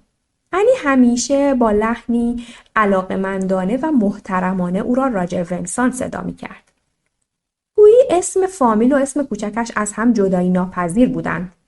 می شنیدم که پشت تلفن می گفت الو راجر ونسان روز بخیر راجر ونسان. انی با او به طور رسمی صحبت می کرد و شما خطابش می کرد. انی و ژانده او را بسیار مورد تحسین و ستایش قرار می دادند. ژانده هم او را راجر ونسان صدا می کرد. انی و ژانده با هم راجع به او گفتگو می کردند و به نظر طوری حکایت‌های راجر ونسان را برای هم نقل می کردند که انگار از افسانه‌های باستانی حرف می زدند. آندرکا زن طبیب کله گنده او را راجر خشک و خالی صدا می کرد و با او رسمی نبود و تو خطابش می کرد. راجر ونسان از من پرسید دوست داری که با ماشین به مدرسه ببرمت؟ او حدس زده بود که من و برادرم چه می‌خواستیم. هر دو سوار شدیم و جلوی ماشین کنار دست خودش نشستیم. او از شیب ملایم خیابان به طور با شکوهی عقب رفت و ماشین وارد خیابان دکتر دوردن شد.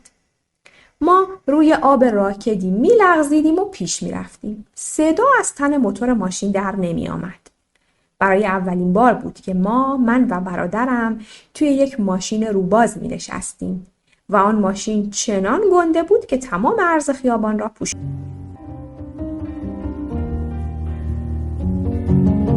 کتاب تخفیف مجازات نوشته پاتریک مودیانو، ترجمه محمد جواد فیروزی، خوانش زهرا، قسمت 3. ژانده ماشین آمریکایی روباز نداشت، اما یک ساعت مچی گنده داشت که صفحه مدرجش ثانیه، دقیقه، ساعت، روز، ماه و سال را نشان میداد. او برایمان از طرز کار پیچیده آن ساعت که یک عالمه دکمه داشت میگفت. با ما خیلی راحت‌تر و خودمانی‌تر از راجر ونسان بود و خیلی جوان‌تر. او یک نیمتنه جیر، ژاکت بافتنی ورزشی یقه اسکی، کفش‌های کف لاستیکی می‌پوشید. او نیز بلند بالا و باریک اندام بود. موهایش سیاه بود و چهره‌ای داشت منظم و متقارن. هنگامی که چشم‌های قهوه‌ای رنگش را روی آدم متمرکز می‌کرد، میشد ترکیب شیطنت و اندوهی را که در آن نگاه می‌درخشید دید. چشمانش همیشه گرد میشد، طوری که انگار همه چیز او را متعجب می‌ساخت. به مدل موهایش حسودیم میشد. موهایش بلند بود، در حالی که مال مرا سلمانی هر 2 هفته یک بار چنان کوتاه می‌کرد که وقتی دست روی کاسه سر یا بالای گوش‌ها می‌کشیدی، نوک موها دست‌هایت را نیش می‌زد. اما من چیزی نمی‌توانستم بگویم. سلمانی بدون اینکه نظر مرا جویا شود، با ماشین سرتراشیش به جان موهایم می‌افتاد. ژانده خیلی بیشتر از بقیه به خانه می‌آمد و اغلب آنجا بود. انی همیشه با رنوی 4 اسبه‌اش او را می‌آورد.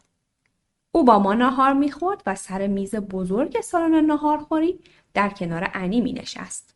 ماتیلد او را ژان کوچولوی من صدا می‌کرد و رفتارش با او آنگونه که با بقیه میهمان‌ها بود، خشک و عبوسانه نبود. ژانده مثل ماتیلد هلن کوچولو را لینو صدا می‌کرد. همیشه به او می‌گفت خب چطوری لینو؟ و مرا هم صدا می‌کرد پتوش، عین انی.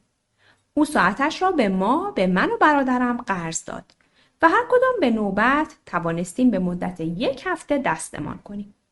بند چرمی ساعت خیلی بزرگ بود و برای اینکه دور مچمان محکم قرار بگیرم توی آن یک سوراخ دیگر درست کرد. ساعت را دستم کردم و به مدرسه ژان دارک رفتم. و آن روز در زنگ تفریح توی حیاط مدرسه با غرور به همکلاسی‌هایم که دورم جمع شده بودند نشان دادم. حتما خانم مدیر از پنجره دفتر کارش مرا دید که از ماشین آمریکایی راجر ونسان پیاده شدم و متوجه آن ساعت بزرگ روی مچ دستم شد. خب از دید او همین به خودی خود کافی بود که من دیگر جایی توی مؤسسه ژان دارک نداشته باشم. یک روز ژانده از من پرسید چجور کتاب‌هایی میخونی؟ همه بعد از ناهار توی سالن نشسته بودند و قهوه می نوشیدند. انی، ماتیلد، هلن کوچولو و سفید برفی. پنجشنبه روزی بود. منتظر فرد بودیم که قرار بود با پسر خواهرش بیاید. تصمیم گرفته بودیم من و برادرم که آن روز بعد از ظهر داخل سرسرای قصر بشویم. مثل همان کاری که قبلا با پدرم کرده بودیم. حضور پسر خواهر فرد در کنارمان برای این ماجراجویی به ما قوت قلب میداد. انی جواب داد پتوش خیلی کتاب میخونه. مگه نه سفید برفی؟ سفید برفی گفت خیلی بیشتر از سنش کتاب میخونه. من و برادرم طبق روال همیشگیمان یکی یک حبه قند برداشته بودیم و توی فنجان قهوه ماتیلد خیس کرده و جویده بودیم. آن وقت نوشیدن قهوهشان که به پایان می رسید، ماتیلد اقدام به خواندن آینده آنها در فنجان خالی قهوهشان یا به قول خودش در درد قهوهشان می کرد. ژانده پرسید اما تو چجور چیزایی می خونی؟ گفتم کتاب‌های جلد سبز، ژول ورن، آخرین موهیکان، اما سه تفنگدار را به خاطر داغ گل زنبقی که روی شانه میلیدی زده بودند را بیشتر ترجیح می دهم. ژانده گفت تو باید جلد سیاه بخونی. انی خنده کنان گفت ژان مگه دیوونه شدی؟ پتوش برای جلد سیاه هنوز خیلی بچه است. هلن کوچولو گفت الان لازم نیست. در آینده وقت زیادی برای خواندن جلد سیاه خواهد داشت. ظاهراً نه ماتیلد و نه سفید برفی هیچ کدامشان نمی‌دانستند که جلد سیاه یعنی چه. سکوت کردند. چند روز بعد او با ماشین رنوی 4 اسبی انی به خانه آمد. طرف‌های غروب بود. باران می‌آمد و ژانده یک نیمتنه دولایه پوست به تن داشت. من و برادرم سر میز اتاق غذاخوری نشسته بودیم و به یک برنامه رادیویی گوش میدادیم و وقتی او را دیدیم که با انی وارد شد از جایمان برخاستیم تا به او سلام کنیم. ژانده گفت بیا برات یه دونه کتاب جلد سیاه آوردم. از جیب نیمتنه دولایه‌اش یک کتاب زرد و سیاه بیرون آورد و به طرفم دراز کرد. انی گفت گوش نکن پتوش، شوخی میکنه، این کتاب برای تو نیست. ژانده با چشمان تقریباً گرد شده نگاهی مهربان و غمزده به من مینگریست. گاه این احساس به من دست میداد که او هم مثل خود ما یک بچه بود. انی اغلب اوقات با همان لحنی که با ما حرف میزد با او هم حرف میزد. ژانده گفت نه جداً حتم دارم که از این کتاب خیلی خوشت خواهد اومد. کتاب را برای اینکه دلخور نشود گرفتم و همچنان امروز هر بار که به یکی از این کتاب‌های جلد مقوایی سیاه و زرد برخورد می‌کنم صدای ملایم و نسبتاً کشیده‌ای در گوشم طنین انداز می‌شود. صدای ژانده که آن شب برای من و برادرم عنوان کتابی را که به من داده بود مرتب تکرار می‌کرد. به پول‌ها دست نزنید. آیا همان روز بود؟ باران می‌بارید. با سفید برفی به روزنامه فروشی رفته بودیم چون می‌خواست پاکت و کاغذ نامه بخرد. وقتی خانه را ترک می‌کردیم انی و ژانده توی ماشین رنوی 4 اسبه که مقابل در خانه پارک شده بود نشسته بودند. آنها با هم صحبت می‌کردند و چنان گرم گفتگو بودند که متوجه حضور ما نشدند. حتی با وجودی که من برایشان دست تکان دادم. ژانده یقه نیمتنه دولایه‌اش را دور گردن بالا زده بود. در برگشت هم آن دو همچنان توی آن ماشین 4 اسبه نشسته بودند. من به سمتشان خم شدم، اما آنها حتی نیم نگاهی هم به من نینداختند. با هم صحبت می کردند. و هر دو چهره‌هایی نگران داشتند. هلن کوچولو سر میز غذاخوری نشسته بود. به رادیو گوش میداد و فال ورق می گرفت. ماتیلد احتمالاً در اتاق بود. ما به اتاق خودمان رفتیم، من و برادرم. از پنجره به ماشین 4 اسبه انی در زیر باران نگاه کردم. آنها همانجا توی ماشین مانده بودند و تا وقت شام با هم حرف می زدند. چه رازی برای گفتن می توانستند داشته باشند؟ راجر ونسان و ژانده اغلب به همراه آندرکا برای شام به آنجا می آمدند. بقیه مهمانها بعد از شام می رسیدند. در چنین شب‌هایی آنها تا دیر وقت در سالن می ماندند. از اتاقمان صدای بلند حرف زدنشان و ترکیدن خنده هایشان را می شنیدیم. و زنگ تلفن و زنگ در. ما در ساعت 7:30 با سفید برفی در آشپزخانه شاممان را می خوردیم. میز شام از پیش برای راجر ونسان، ژانده، آندرکا، انی، ماتیلد و هلن کوچولو چیده شده بود. هلن کوچولو برایشان شام میپخت و همه به او میگفتند تو یک کردون بلوی واقعی هستی و توی آشپزی رودست نداری. پیش از اینکه به طبقه بالا برویم و بخوابیم به سالن میرفتیم و به آنها شب بخیر میگفتیم. لباس خواب و رب دو شامبر به تن داشتیم. 2 رب دو شامبر با پارچه اسکاتلندی که انی به ما هدیه کرده بود. باقی مهمانها همه در طول شب به آنها ملحق می شدند. دست خودم نبود. همین که سفید برفی چراغ‌ها را خاموش می کرد و به ما شب بخیر می گفت، بلند می شدم و از شکاف بین پرده کرکره های اتاقمان نگاهشان می کردم. هر کدام به نوبت زنگ در را می زدند و می آمدند. چهرهایشان را به وضوح در زیر نور چراغ پرنور توی هشتی می دیدم. پاره‌ای از این چهره‌ها برای همیشه در خاطرم حک شدند. و در عجبم که چرا پلیس‌ها از من بازجویی نکردند. در صورتی که بچه‌ها خوب می‌بینند، خوب هم می‌شنوند. راجر ونسان گفت چه رب دو شامبرهای قشنگی دارید و لبخند زد. اول از همه دست آندرکا را می‌فشردیم که همیشه روی مبل پارچه‌ای گلدار نزدیک تلفن می‌نشست. در مدتی که او در خانه بود مرتب به او تلفن می‌شد. تلفن را هلن کوچولو بر می‌داشت و می‌گفت آندره با تو کار دارن. آندرکا با رفتاری کاهلانه دستش را به طرفمان دراز می‌کرد. این زن نیز لبخند می‌زد. اما لبخندهایش کم دوامتر از مال راجر ونسان بود. شب بخیر بچه ها. صورتش ککمکی بود و گونه های برجسته، چشم های سبز رنگ و موهای قهوه‌ای روشنی که چتری میزد داشت. خیلی سیگار میکشید. ما با راجر ونسان که همیشه لبخند به لب داشت دست میدادیم. بعد با ژانده.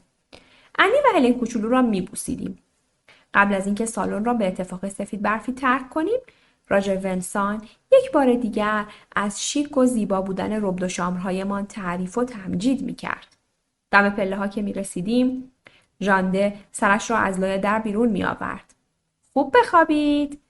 او با چشمانی مهربان و تا حدی گرد شده به ما می‌نگریست. چشمکی به ما می‌زد و با صدای ملایم‌تری، طوری که انگار این رازی بود بین خودمان، می‌گفت به پولا دست نزنین. سفید برفی یک پنجشنبه را مرخصی گرفته بود. او بعد از نهار به همراه انی و ماتیلد با آن رنوی 4 اسبه میرفت تا یکی از کسانش را در پاریس ببیند. ما تحت نظارت هلن کوچولو در خانه تنها مانده بودیم. توی حیاط بازی میکردیم و یک چادر برزنتی که انی در آخرین روز تولدم به من هدیه داده بود برپا میکردیم. اواسط بعد از ظهر راجر ونسان آمد. تک و تنها. او و هلن کوچولو توی حیاط خانه با هم حرف می زدند. اما من صدای گفتگویشان را نمی شنیدم. هلن کوچولو به ما گفت که باید برای خرید به شهر ورسای بروند و از ما خواست تا همراهشان برویم. از اینکه دوباره سوار ماشین آمریکایی راجر ونسان می شدیم خیلی خوشحال بودیم. ماه آوریل در ایام تعطیلات پاک بود.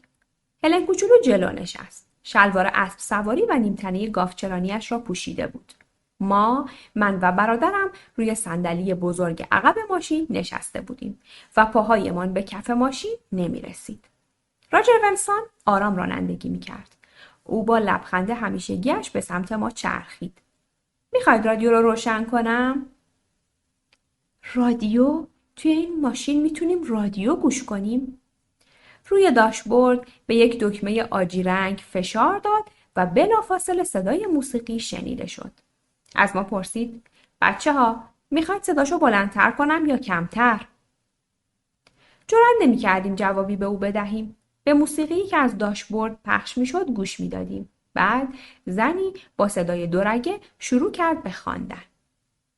راجر ونسان گفت: بچه ها این که میخونه ادیت هست. از دوستان. او از هلن کوچولو پرسید: تو هنوز ادیتو میبینی؟ هلن کوچولو گفت: گاهی. خیابان درازی را پی گرفتیم و به ورسای رسیدیم. ماشین پشت یک چراغ قرمز توقف کرد و ما در سمت چپمان ساعت گلی را ستودیم که به جای اعداد روی صفحه مدرجش از باغچه‌های گل استفاده کرده بودند. هلن کوچولو به ما گفت: دفعه دیگه میبرم کاخ و نشونتون میدم. او از راجر ونسان خواست تا مقابل فروشگاهی که مبل‌های قدیمی میفروخت توقف کند. راجر ونسان گفت: شما بچه ها تو ماشین بمونید، چشم از ماشین بر ندارید، خوب ازش مراقبت کنید. از اینکه مأموریتی به این مهمی به ما محول شده بود احساس غرور کردیم و رفت آمد تمام رهگذرها را زیر نظر گرفتیم. پشت ویترین فروشگاه راجر ونسان و هلن کوچولو با مرد سیبیلوی سبزرویی که یک بارانی به تن داشت گفتگو می‌کردند. گفتگویشان به درازا کشید. ما را از یاد برده بودند. آنها از مغازه بیرون آمدند. راجر ونسان کیف چرمی به دست داشت که آن را در صندوق عقب ماشین جا داد. پشت فرمان نشست و هلن کوچولو در کنارش. او به سمت من چرخید. خبری نبود؟ گفتم: نه، هیچ خبری. راجر ونسان گفت: خب چه بهتر. و در راه بازگشت از ورسای خیابانی را پی گرفتیم که در انتهایش یک کلیسای آجری سر برآورده بود. چند غرفه بازار مکاره‌ای میدانی باز را دور یک پیست برقی مخصوص ماشین بامپر به اشغال خود درآورده بود. راجر ونسان در امتداد پیاده رو توقف کرد. به هلن کوچولو گفت: ببریمشان یه دور ماشین بامپر سوارشون کنیم. هر 4 نفرمان در کنار محوطه پیست منتظر ایستادیم. موسیقی که از بلندگوها پخش میشد صدایش گوشخراش بود. تنها 3 تا از ماشین‌ها به اشغال مشتری‌ها درآمده بود که 2 تایشان دنبال آن دیگری می‌کردند و همزمان از هر دو طرف به او می‌کوبیدند و صدای خنده و فریادهایشان به آسمان بلند می‌شد. دیرک‌ها به شبکه برق بالای پیست کشیده می‌شدند و ردی از جرقه دنبال خود به جا می‌گذاشتند. اما چیزی که بیش از همه مرا مجذوب خود کرده بود رنگ ماشین‌ها بود. فیروزه‌ای، سبز روشن، زرد، ارغوانی، قرمز تند، بنفش، صورتی، سرمه‌ای. ماشین‌ها متوقف شدند و سرنشینانش پیاده شدند و پیست را ترک کردند. برادرم با راجر ونسان سوار یک ماشین زرد رنگ شدند و من و هلن کوچولو سوار یک ماشین فیروزه‌ای. توی پیست فقط ما تنها بودیم و ماشین‌هایمان را به هم نمی‌کوبیدیم. راجر ونسان و هلن کوچولو رانندگی می‌کردند. ما دور مسیر چرخ می‌زدیم و ما هلن کوچولو و من از پی ماشین راجر ونسان و برادرم می‌رفتیم. زیگزاگوار از میان ماشین‌های خالی و بی حرکت توی پیست می‌راندیم. صدای موسیقی کمتر شده بود و مردی بلیط فروش کنار پیست ایستاده بود و غمگینانه به ما می‌نگریست. طوری که انگار ما آخرین مشتری‌هایش بودیم. تقریباً شب شده بود. در کنار پیست توقف کردیم. من یک بار دیگر به آن ماشین‌های با رنگ‌های تند نگاه کردم. موقع خواب من و برادرم توی رخت خواب راجع به آنها با هم حرف می‌زدیم. تصمیم گرفته بودیم که فردای آن روز با تخته‌های کهنه توی انبار یک پیست توی حیاط برپا کنیم. مسلماً گیر آوردن یک ماشین بامپر برای ما کار دشواری بود، اما شاید پیدا کردن یک ماشین قدیمی از کار افتاده شدنی بود. به خصوص رنگ آن برایمان مهم بود. من بین بنفش و سرمه‌ای مانده بودم. برادرم اما شدیداً طالب یکی که رنگ سبز روشن داشت بود. هوا داغ بود و راجر ونسان سقف ماشین را باز گذاشته بود. او با هلن کوچولو گرم صحبت بود و من به جای گوش سپردن به حرف آدم بزرگها به ماشین‌های بامپری که به تازگی کشفشان کرده بودیم فکر می‌کردم. از کنار فرودگاه گذشتیم و باید به زودی به سمت چپ می‌پیچیدیم و خیابان شیبداری را که به شهرک منتهی می‌شد پی می‌گرفتیم. آنها صدایشان را بلند کرده بودند. نه اینکه با هم جر و بحث کنند. فقط داشتند راجع به آندرکا حرف می زدند. راجورستان گفت آره دیگه، آندره با دار و دسته خیابان لوریستون دم خوره. آندره با دار و دسته خیابان لوریستون دم خوره. این جمله خیلی روی من اثر گذاشته بود. ما هم همینطور. توی مدرسه دار و دسته تشکیل می دادیم. پسر گلفروش، پسر آرایشگر و 2-3 نفر دیگر که یادم نمی آید و همگی ساکن یک خیابان بودند. به ما می گفتند دار و دسته خیابان دکتر دوردن. آندرکا هم عضو یک دار و دسته بود، مثل خود ما، اما در خیابانی دیگر. این زنی که با آن موهای چتری، صورت ککمکی، چشمان سبز رنگ، سیگارها و تلفن‌های مشکوکش. من و برادرم را به وحشت می‌انداخت. به یک باره به نظرم آشنا و خودمانی از آب درآمد. از ظاهر امر برمی آمد که راجر ونسان و هلن کوچولو نیز با دار و دسته خیابان لوریستون آشنایی نزدیکی داشتند. من این عبارت را متعاقباً در بین گفتگوهایشان چندین بار دیگر شنیدم و با آهنگ آن مأنوس شدم. سالها بعد آن را از زبان پدرم شنیدم. اما هیچ وقت فکرش را نمی کردم که دار و دسته خیابان لوریستون بتواند این همه سال ذهن مرا به خودش مشغول کند. وقتی که به خیابان دکتر دوردن رسیدیم، رنوی 4 اسبه انی آنجا بود. پشت آن یک موتور بزرگ پارک شده بود. توی راهرو ورودی ژانده به ما گفت که موتور مال او بود و با آن از پاریس یکسره به آنجا آمده بود. او هنوز نیمتنه پوستی دولایش را بیرون نیاورده بود. به ما قول داد که به نوبت یک دور سوارمان خواهد کرد و چرخی خواهد زد. البته نه آن شب. چون برای این کار دیگر خیلی دیر وقت بود. سفید برفی فردا صبح برمیگشت. متیلد رفته بود خوابیده بود و انی از ما خواست تا چند لحظه برویم بالا توی اتاقمان، چون آنها بین خودشان حرفهایی داشتند که باید میزدند. راجر ونسان رفت توی سالن. کیف چرمیش توی دستش بود. هلن کوچولو، انی و ژانده دنبالش رفتند، در را پشت سرشان بستند. از بالای پله ها نگاهشان کرده بودم.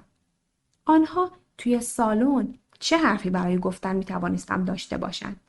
شنیدم که تلفن زنگ زد. مدتی که گذشت انی صدایمان کرد. همه با هم سر میز توی اتاق غذاخوری شام خوردیم. انی، هلن کوچولو، ژانده، راجر ونسان و ما 2 نفر. آن شب موقع شام ما طبق معمول همیشگی ربد و شامرهایمان را نپوشیده بودیم، بلکه لباسهای معمولمان را به تن داشتیم. شام را هلن کوچولو تهیه می‌کرد، چون او یک کردون بلوی واقعی بود. ما بسیار بیشتر از 1 سال در خیابان دکتر دوردن زندگی کردیم. فصلها در خاطر من یکی بعد از دیگری جایگزین هم می شوند. زمستان در مراسم نماز نیمه شب ما بچه‌ها اعضای گروه کور کلیسای شهرک بودیم. انی، هلن کوچولو و متیلد هم در مراسم شرکت کردند. سفید برفی کریسمس را در کنار خانواده‌اش می‌گذراند. در بازگشت راجر ونسان در خانه بود و گفت که کسی توی سالن منتظرمان بود. وارد سالن شدیم، من و برادرم. و دیدیم که نزدیک تلفن روی صندلی که پارچه گلدار داشت بابا نوئل نشسته بود. حرف نمیزد. او در سکوت به طرف هر کداممان یکی یک بسته که دورشان کاغذ نقره‌ای آورده بودند دراز کرد. اما فرصت باز کردنشان را پیدا نکردیم. او از جایش برخاست و با اشاره از ما خواست تا دنبالش برویم. او و راجر ونسان ما را تا در شیشه‌ای که مشرف به حیاط بود بردند. راجر ونسان چراغ حیاط را روشن کرد. روی تخته‌های چوبی که آنها را در کنار هم چیده بودیم، یک ماشین بامپر رنگ سبز روشن عین همونی که برادرم می‌خواست قرار داشت. آن وقت ما با آنها شام خوردیم. ژانده هم آمد و به ما ملحق شد. او هم قد و قامت بابا نوئل بود. با همان ادا و حرکات. ساعت مچیشان هم یکی بود. برف در حیاط مدرسه و باد و بوران و رگبارهای سیلاسای ماه مارس. به این نتیجه رسیده بودم که هر 2 روز باران میبارید و من میتوانستم وضعیت هوا را پیشگویی کنم. همیشه هم پیشگویی‌هایم درست از آب در میآمد. برای اولین بار در زندگیمان به سینما رفتیم. به همراه سفید برفی. فیلمی از لورل و هاردی بود. سیب‌های توی باغ شکوفه کردند. و من دوباره دار و دسته خیابان دکتر دوردن را تا آسیاب آبی که چرخ بزرگش همچنان میچرخید همراهی میکردم. با دادک هوا کردن در مقابل قصر را از سر گرفتیم. من و برادرم. دیگر وحشتی از داخل شدن به سرسرای قصر و راه رفتن در میان آوارها و برگ‌های خشکیده نداشتیم. می رفتیم و ته آسانسور 2 دره مشبکی که با چوبی به رنگ روشن روکش و تزئین شده بود و یک نیمکت چرمی قرمز رنگ داشت می نشستیم. آسانسور سقف نداشت و نور روز از پنجره رو به بامی که هنوز دست نخورده و سالم بود از بالا به درون فضای آن میتابید. دکمه‌های آن را فشار می‌دادیم و وانمود می‌کردیم که به طبقات بالا، جایی که شاید الیوت سلت دوکوسات انتظارمان را می‌کشید می‌رفتیم. اما آن سال کسی او را در شهرک ندید. هوا خیلی گرم بود. مگس‌ها روی کاغذهای شیرین و چسبنده‌ای که توی آشپزخانه به دیوار زده بودیم می‌نشستند و گرفتار می‌شدند. با سفید برفی و پسر خواهر فرد ترتیب یک پیکنیک در جنگل را دادیم. کاری که من و برادرم به هر چیز دیگری ترجیح می‌دادیم این بود که سعی کنیم آن ماشین بامپر را روی تخته‌های کهنه قدیمی هل بدهیم. همان ماشین بامپری که بعدها فهمیدیم هلن کوچولو آن را به لطف دوستی که توی بازار مکار کار می‌کرد پیدا کرده بود. برای 14 ژوئیه راجر ونسان ما را به مهمانسرای رابین هود دعوت کرد. با ژانده و آندرکا که از پاریس آمده بودند. میزی توی باغ هتل اختیار کردیم. توی باغی که با بیشه و مجسمه تزئین شده بود. همه بودند. انی، هلن کوچولو، سفید برفی و حتی متیلد. انی قبای آبی آسمانی رنگش را پوشیده بود و کمربند بزرگ سیاهی را هم بسیار محکم به کمر بسته بود. من کنار آندرکا نشسته بودم و دلم میخواست از او راجع به دار و دسته‌ای که با هم رفت و آمد داشتند پرس‌وجو میکردم. همون دار و دسته خیابان لوریستون، اما دل و جرأتش را نداشتم. و پاییز با سفید برفی به جنگل میرفتیم و بلوط جمع میکردیم. دیگر خبری از والدینم نداشتیم. آخرین کارت پستال مادرم چشماندازی بود هوایی از تونس. پدرم از شهر برازیل برای ما نامه نوشته بود. آن وقت از بانگی و بعد دیگر هیچ. فصل شروع مدرسه بود. آقای مدیر بعد از انجام حرکات ورزشی وادارمان کرد تا با چنگک برگ‌های خشک توی حیاط را جمع کنیم. اما توی حیاط خانه خودمان. برگ‌ها رو ولشان می‌کردیم روی زمین بریزند و با چنگک جمعشان نمی‌کردیم. تا جایی که رنگ زنگ زدگی به خود می‌گرفتند و با رنگ سبز روشن آن ماشین بامپر تقابل پیدا می‌کردند. این ماشین به نظر باید تا قیام قیامت در میان پیستی از برگ‌های مرده و خشکیده در جا می‌زد. من و برادرم توی آن ماشین بامپر می‌نشستیم من به فرمان آن تکیه می زدم. فردا باید راهی برای راه انداختنش پیدا می کردیم. فردا. همیشه فردا. مثل همین دیدارهای شبانه من از قصر مارکی دوکوسات که همیشه به تعویق می انداختیم. باز هم قطعی برق داشتیم و مجبور می شدیم در نور چراغ نفتی شاممان را بخوریم. شنبه شبها سفید ورفی و متیلد توی بخاری دیواری اتاق غذاخوری آتش روشن می کردند و می گذاشتند که ما به رادیو گوش دهیم. بعضی وقتها صدای آواز خواندن ادیت دوست راجر ونسان و هلن کوچولو را می شنیدیم. شبها قبل از خواب آلبوم عکس هلن کوچولو را که در آن عکس خودش و همکارانش را به نمایش گذاشته بود ورق می زدیم. در بین آنها 2 نفر بودند که مرا خیلی تحت تاثیر قرار می دادند. چستر گینگستون که اعضای بدنش مثل لاستیک نرم بود و می توانست آنها را جابجا کند که به او مرد معمایی می گفتند. و آلفردو کودونا، بندبازی که هلن کوچولو اغلب از او برایمان می گفت و کسی بود که این حرفه را به او آموخته بود. جهان سیرک و تالارهای موسیقی تنها جاهایی بودند که من و برادرم دلمان می‌خواست هنگامی که بزرگ شدیم در فضایشان زندگی کنیم. و شاید دلیلش این بود که وقتی کوچک بودیم مادرمان ما را با خود به لوژها و پشت صحنه تئاترها می‌برد. آنها همچنان به خانه می‌آمدند. راجر ونسان، ژانده، آندرکا. و زنگ در را که شبها به صدا در می‌آوردند و چهره‌هایشان را که چراغ بالای در روشن می‌کرد و من که از شکاف‌های نورگیر پنجره زاغشان را چوب می‌زدم و صداها و خنده‌ها و زنگ تلفن و آنه و ژانده توی ماشین رنوی 4 اسبه در زیر باران.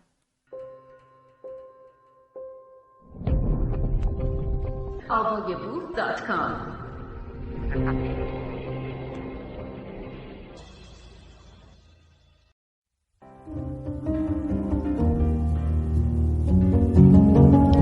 کتاب تخفیف مجازات نوشته پاتریک مودیانو، ترجمه محمد جواد فیروزی، خوانش زهرا. قسمت 4.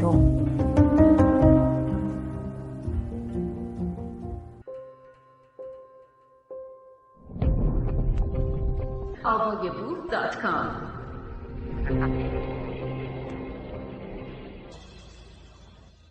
سالها گذشت و من دیگر هرگز آنها را ندیدم مگر ژانده. آن هم فقط برای 1 بار. 20 سالم بود. در اتاقی در خیابان کوستو نزدیک میدان بلانچ زندگی می کردم. تلاش می کردم اولین کتابم را بنویسم. یکی از دوستانم مرا به شام دعوت کرده بود. در رستورانی واقع در همان محله. وقتی به او ملحق شدم 2 نفر میهمان دیگر هم آنجا بودند. ژانده و دختری که همراهش آمده بود. ژانده اصلاً پیر نشده بود. چند تار موی سفید روی شقیقه ها. اما هنوز با همان موهای بلند شانه خورده و چند چین و چروک بسیار ریز دور چشم ها. دیگران نیمتنه پوستی را به تن نداشت، بلکه یک دست کت و شلوار خاکستری رنگ خوش‌طرح و برازنده پوشیده بود. فکر کردم که من و او دیگر آن آدم‌های قبلی نبودیم. در مدتی که غذا می‌خوردیم هیچ ذکری از گذشته به میان نیاوردیم. از من پرسید که حالا چه کار می‌کردم. با همان حالت غیر رسمی تو خطابم می‌کرد و صدایم می‌کرد پاتریک. مطمئناً برای آن 2 نفر دیگر توضیح داده بود که من آشنای دیرینه‌اش بودم. من حالا دیگر کمی بیشتر از دوران کودکیم از زندگی او اطلاع داشتم. آن سال قضیه رو بودن یک سیاستمدار مراکشی خبرساز شده بود و سرخط تمام روزنامه‌ها گشته بود. یکی از بازیگران عمده این جریان در لحظه یورش پلیس به خانه‌اش در خیابان رونود و شکستن در خانه به طور مشکوکی مرده بود. ژانده از دوستان این شخصیت و آخرین کسی بود که او را زنده دیده بود. او در این مورد شهادت داده بود و توی روزنامه‌ها راجع به این موضوع مطلب زده بودند. اما مقاله در بردارنده جزئیات دیگری هم بود. ژانده در گذشته 7 سال زندانی کشیده بود. به چرایش اشاره دقیقی نکرده بودند، اما از تاریخ‌های ذکر شده میشد فهمید که دردسرهایش دوروبر همان سالهای خیابان دکتر دوردن شروع شده بود. ما حتی یک کلمه هم در باب این مقاله ها حرفی نزدیم. من فقط از او پرسیدم که آیا در پاریس زندگی میکرد؟ یک دفتر تو فوبور سنت اونوره دارم. باید یه وقت بیای پیشم. بعد از شام دوستم غیبش زد. با ژانده و آن دختر گندمگونی که همراهش بود و احتمالاً 10-12 سالی هم از او کوچکتر بود تنها شدم. میخوای تا جایی برسونمت؟ در ماشین جاگواری که جلوی رستوران پارک شده بود را باز کرد. توی مقاله ها خوانده بودم که او در برخی از محافل به بلند بالای جاگوار سوار شهرت داشت. از همان ابتدای شام دنبال راهی میگشتم تا با سوالاتم گذشته پر رمز و رازی را که همچنان معما باقی مانده بود روشن سازم. به او گفتم به خاطر این ماشین به تو میگن بلند بالای جاگوار سوار. اما او جوابم را نداد و فقط شانه‌هایش را بالا انداخت. میخواست اتاقم را در خیابان کوستو ببیند. او و آن دختر. پشت سر من از راه پله باریکی که فرش پاخورده قرمزش بوی عجیبی میداد بالا آمدند. وارد اتاق شدند و دختر روی تنها صندلی موجود که یک صندلی حصیری بود نشست. ژانده خودش سر پا ایستاد. دیدن او در آن اتاق با آن یک دست لباس خاکستری بسیار شیک و برازنده و یک کراوات ابریشمی تیره عجیب بود. دختر به دوروبر خودش مینگریست و به نظر می رسید که دکور اتاق چندان چنگی به دلش نمیزد. چیز می نویسی؟ کاربرد داره؟ روی میز 4 گوش خم شد و به دقت به کاغذهایی که می کوشیدم هر روز سیاهشان کنم نگاه کرد. با خودکار بیک می نویسی؟ به من لبخند زد.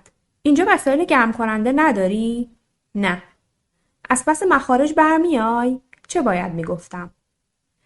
که برای پرداخت 500 فرانک اجاره این اتاق در آخر ماه لنگ بودم و نمیدانستم آن را چطور به هم برسانم. مسلم است که سالیان دراز یکدیگر را می شناختیم، اما این دلیل نمی شد سفره دلم را برایش باز کنم. گفتم آره، از پسش برمیام. ظاهراً که چیز دیگه ای میگه. برای لحظه‌ای در درگاه پنجره رو در روی هم قرار گرفتیم. اگرچه به او بلند بالای جاگوار سوار میگفتند، اما حالا من کمی از او بلندتر بودم. با نگاهی مهربان و بی تکلف مرا ورانداز کرد. از همان نگاه‌های دوران خیابان دکتر دوردن. زبانش را بین لب‌هایش لوله کرد و من یادم آمد که همین کار را در خانه وقتی که در اندیشه فرو می‌رفت انجام می‌داد.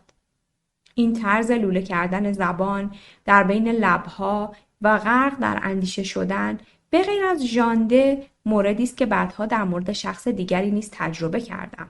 امانوئل برل، و این امر مرا متأثر ساخت. سکوت کرد. من هم همینطور.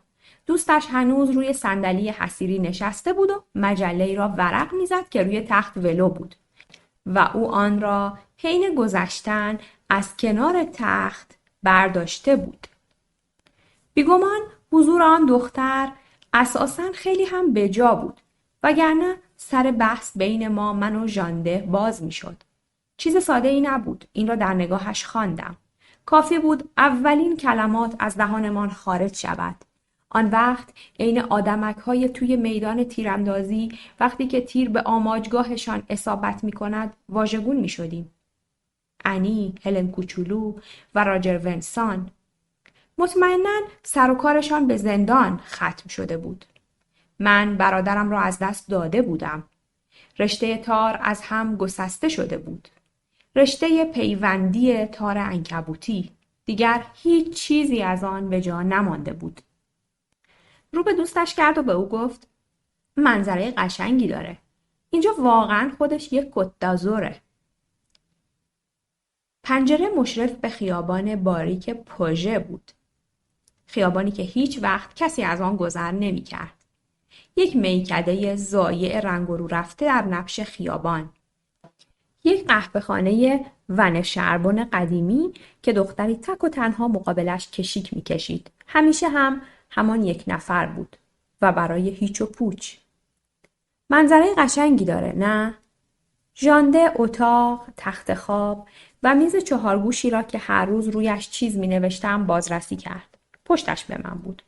دوستش پیشانیش را به شیشه پنجره تکیه داده بود و آن پایین خیابان پوژه را متفکرانه از نظر می‌گذراند. برایم آرزوی موفقیت کردند و رفتند. دقایقی بعد روی میز چهارگوش با 4 اسکناس 100 فرانکی که با دقت تا شده بود روبرو شدم. سعی کردم آدرس دفترش را در فوبور سنت اونره پیدا کنم. بیهوده بود. و من دیگر هرگز بلند بالای جاگوار سوار را ندیدم. 5 شنبه و شنبه ها وقتی که سفید برفی نبود، انی ما را، من و برادرم را با ماشین رنوی 4 اسبش به پاریس می برد. خط سیرش همیشه یکی بود و تغییر نمی کرد. و من به مدد اندکی تلاش ذهنی توانستم آن را بازسازی کنم.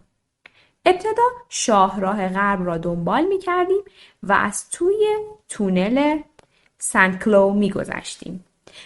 از پلی بر روی سن رد می شدیم. آن وقت امتداد باراندازهای بولوین و نوئی را در پیش می گرفتیم. خانه های بزرگی را در راستای این باراندازها به یاد می آورم که با حصار و پرچین های پرشاخ و برگ محافظت می شد. قایق‌ها و خانه‌های شناوری که با پلکان چوبی قابل دسترس بودند. نام هر کدام روی صندوق پستی در پای پلکان نوشته شده بود. انی میگفت یک قایق اینجا میخرم و همگی میریم و توش زندگی میکنیم. به پورت مایو میرسیدیم. به مدد قطار کوچک پارک اکلاماسیون بود که توانستم موقعیت این مرحله از مسیرمان را پیدا کنم. انی یک روز عصر ما را سوار آن کرده بود و ما در نقطه پایانی سفرمان به آن منطقه‌ای می رسیدیم که نوئی، لولوا و پاریس در هم می آمیخت. آنجا خیابانی بود که در 2 حاشیه‌اش درختکاری کرده بودند و شاخ و برگ درختها از 2 سو سر توی سر هم داده و یک طاق ساخته بودند. توی این خیابان هیچ خانه‌ای نبود، اما پر از انبار و گاراژ بود. ما جلوی بزرگترین و مدرنترین گاراژی که نمای زینتی سنگی نخودی رنگ داشت توقف می کردیم. توی گاراژ اتاقی بود با دیوارهای شیشه‌ای. مردی آن تو منتظرمان بود. مردی با موهای مجعد طلایی که پشت یک میز فلزی روی صندلی چرمی نشسته بود. همسن و سال خود انی بود. با هم رسمی نبودند و به هم تو خطاب می کردند. او هم عین ژانده لباس می پوشید. یک پیراهن 4 خانه، یک بلوز جیر، یک نیمتنه پوستی دولایه زمستانه با کفش‌های کفلاستیکی. من و برادرم بین خودمان اسمش را گذاشته بودیم بکدنی، چون من در کتاب مصور کودکانی که در آن دوران می‌خواندم بین او و یکی از شخصیت‌های آن کتاب شباهت نزدیکی یافته بودم. انی و بکدنی چه چیزهایی داشتند که برای هم تعریف کنند؟ آنها توی آن دفتر وقتی که درش را از داخل قفل می کردند و سایبان برزنتی نارنجی رنگ پشت شیشه هایش را پایین می کشیدند، چه می کردند؟ من و برادرم دوروبر گاراژ که حتی از سرسرای بزرگ قصر رها شده توسط الیوت سلت مارکی دو کوسات هم مرموزتر بود، پرسه می زدیم. ماشین ها را به دقت سبک سنگین می کردیم. یکی گلگیر نداشت، یکی کاپوت نداشت و یکی چرخش بی تایر بود. مردی که لباسکار یک دست به تن داشت زیر یک ماشین کروکی خوابیده بود و با یک آچار فرانسه مشغول تعمیر آن بود. دیگری داشت توی باک کامیونی که موتورش درجا روشن بود و خورناس می‌کشید با شلنگ گازوئیل می‌زد. یک روز هم در آنجا با ماشین راجر ونسان روبرو شدیم که کاپوتش بالا بود و نتیجه گرفتیم که بکدنی و راجر ونسان با هم رفیق بودند. بعضی وقتها می رفتیم به خانه بکدنی دنبالش. خانه واقع در یک بلوک ساختمانی در بلواری که امروز به نظرم باید بلوار برتیه بوده باشد. ما توی پیاده رو منتظر انی میماندیم.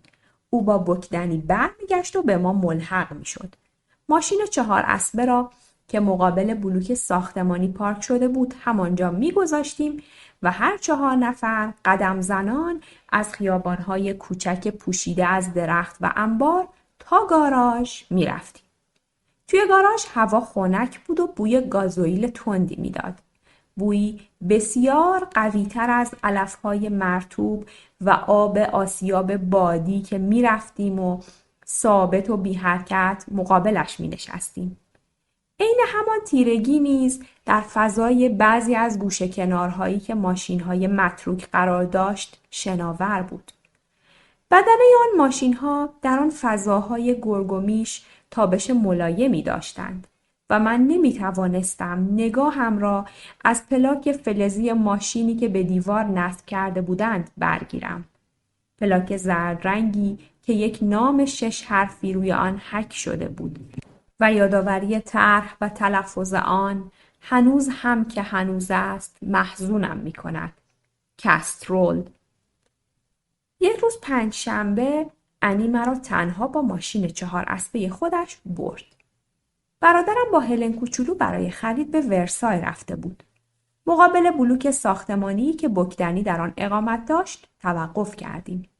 اما انی این بار بدون او برگشت. در گاراژ او توی دفتر کارش نبود. برگشتیم توی ماشین. خیابان‌های کوچک محله را دور می‌زدیم. گم شدیم. در آن خیابان‌هایی که با آن درخت‌ها و انبارهایش همه به هم شبیه بودند چرخ می‌زدیم. علی دست آخر مقابل یک ساختمان آجری ایستاد. ساختمانی که من امروز از خودم میپرسم که آیا آنجا در گذشته‌های دور محل پرداخت عوارض شهر نوی سورسن نبوده است؟ اما گشتن و پیدا کردن این مکان و آن مکان چه نفع و فایده‌ای دارد؟ علی چرخید و دست کرد و از روی صندلی عقب یک نقشه پاریس و یک شی دیگر که به من نشان داد و من نمیدانستم چه به درد میخورد برداشت. یک جاسیگاری پوست سوسماری. بگیرش پتوش. میدمش به تو. بعدها به دردت خواهد خورد.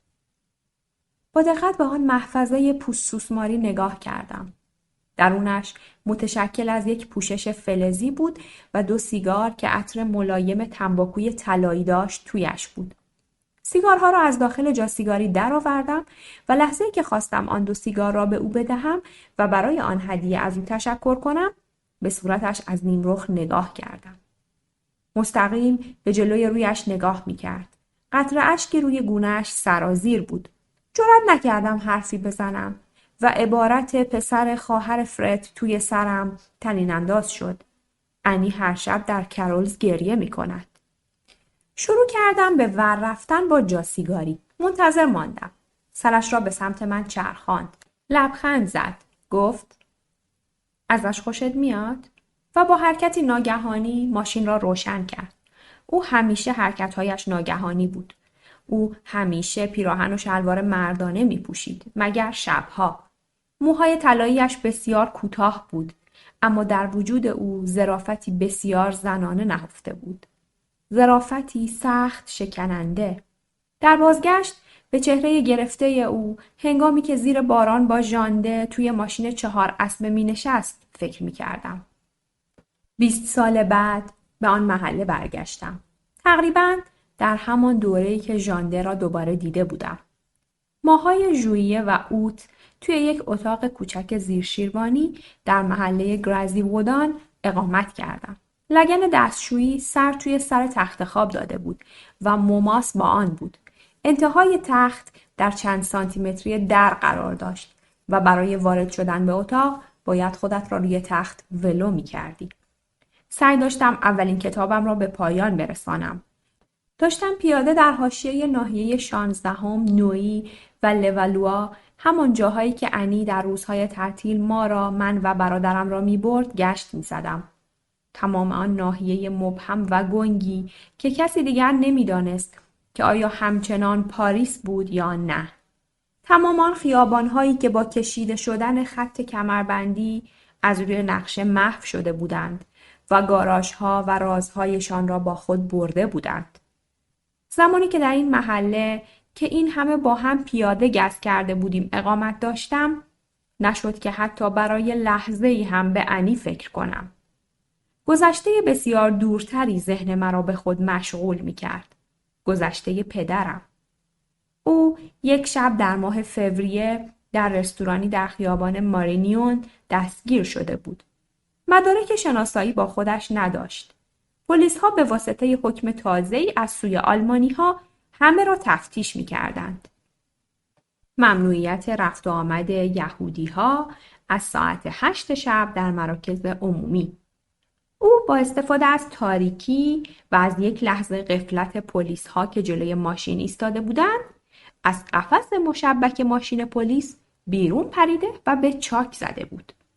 سال بعد در خانه‌اش دستگیرش کرده بودند. او را به بازداشتگاه برده و از آنجا به یکی از ضمیمه‌های اردوگاه درانسی در کدولگر در پاریس فرستاده بودند. به همان انبار عظیمی که کالاهای آلمانی چپاول شده از یهودیان را در آن می انباشتند. میز و صندلی، ظرف و ظروف، البسه، اسباب بازی، فرش و آثار هنری که به طور منظم در قفسه ها و طبقات جداگانه به سبک فروشگاه لافایت چیده بودند. زندانی ها به مرور جعبه های تازه از راه رسیده را تخلیه می کردند و جعبه های خالی را که مقصدشان آلمان بود پر می کردند. یک شب کسی با ماشین به کدولگر آمده بود و واسطه شده و پدرم را آزاد کرده بود. تصور می کنم غلط یا درست که او یک نفر بود به اسم لویی پنیون که او را ادی صدا می کردند و بعد از آزادی فرانسه به همراه دار و دسته خیابان لوریستون که او هم یکی از اعضایش بود تیرباران شد. بله، کسی پدرم را به اصطلاح خودش از آن سوراخی بیرون آورده بود. اصطلاحی که خود او یک شب در دوران 15 سالگیم که با هم تنها بودیم و سفره دلش را تا مرز اعتماد برایم باز می کرد به کار برده بود. آن شب احساس کردم که او می‌خواست تجربه مبهم و دردآلود زندگیش را به من منتقل کند. اما واژه‌ای برای بیانشان نداشت. پنیون یا کس دیگری. من برای سوالاتم به یک پاسخ نیاز داشتم. چه رابطه‌ای بین این مرد و پدرم می‌توانسته وجود داشته باشد؟ رفیقی از دوران خدمت؟ یک آشنایی اتفاقی پیش از جنگ؟ در دورانی که در میدان گرازی وودان زندگی می‌کردم، می‌خواستم این معما را با پیدا کردن رد پنیون روشن سازم. به من اجازه دادند تا در بایگانی‌های قدیمی به جستجو بپردازم. او در پاریس در ناحیه دهم بین جمهوری و ترعه سن مارتن متولد شده بود. پدرم نیز دوران کودکیش را در ناحیه دهم گذرانده بود، اما کمی دورتر از آنجا، در کنار شهرک اتوویل. آیا آنها در مدرسه عمومی محله با هم آشنا شده بودند؟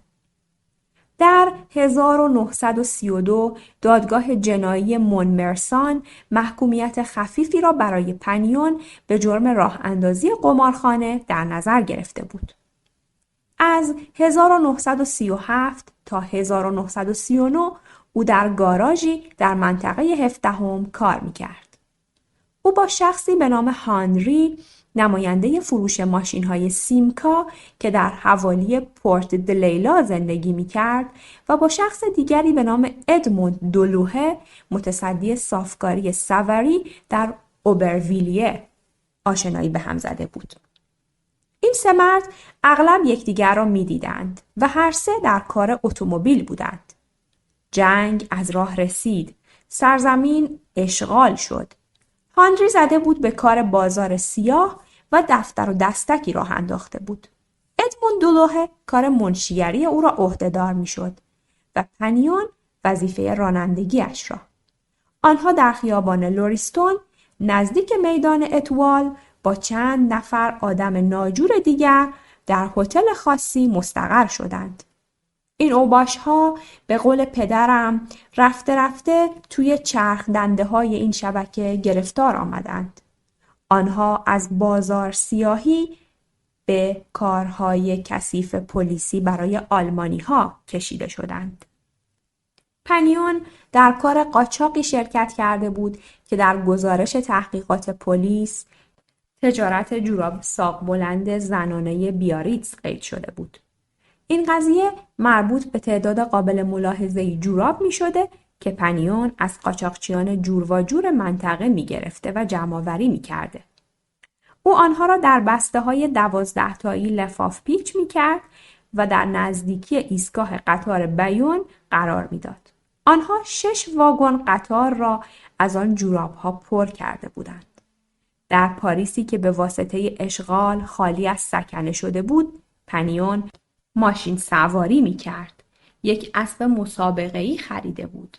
توی یک خانه شیک مبله در خیابان بلفوی زندگی می کرد و معشوقه‌اش هم زن یک مارکی بود.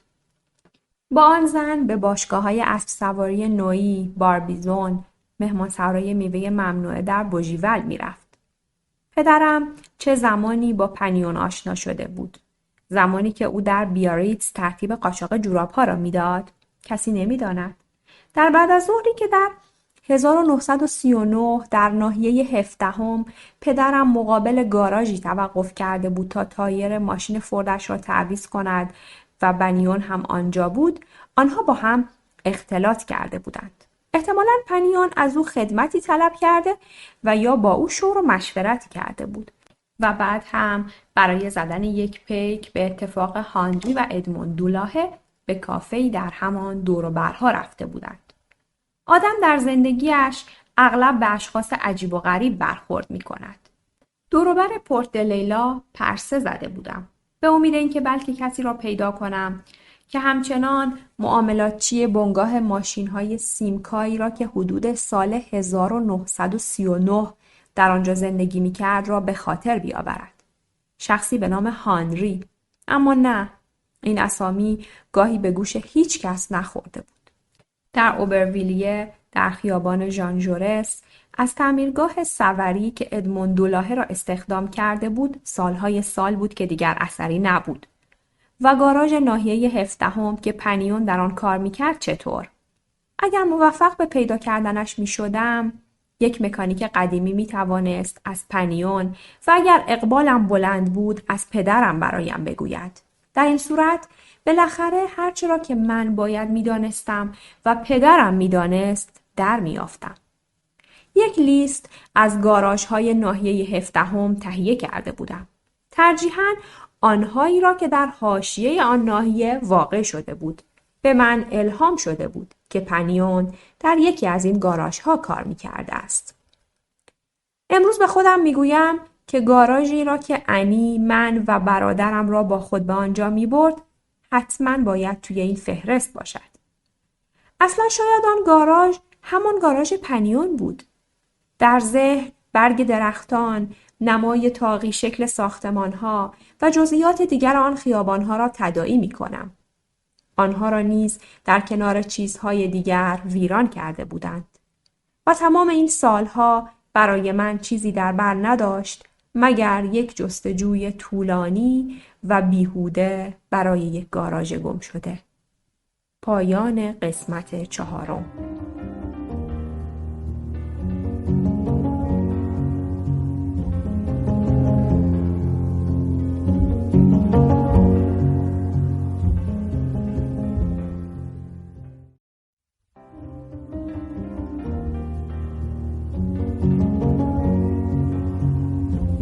کتاب تخفیف مجازات نوشته پاتریک مودیانو، ترجمه محمد جواد فیروزی، آنش زهرا. قسمت 5.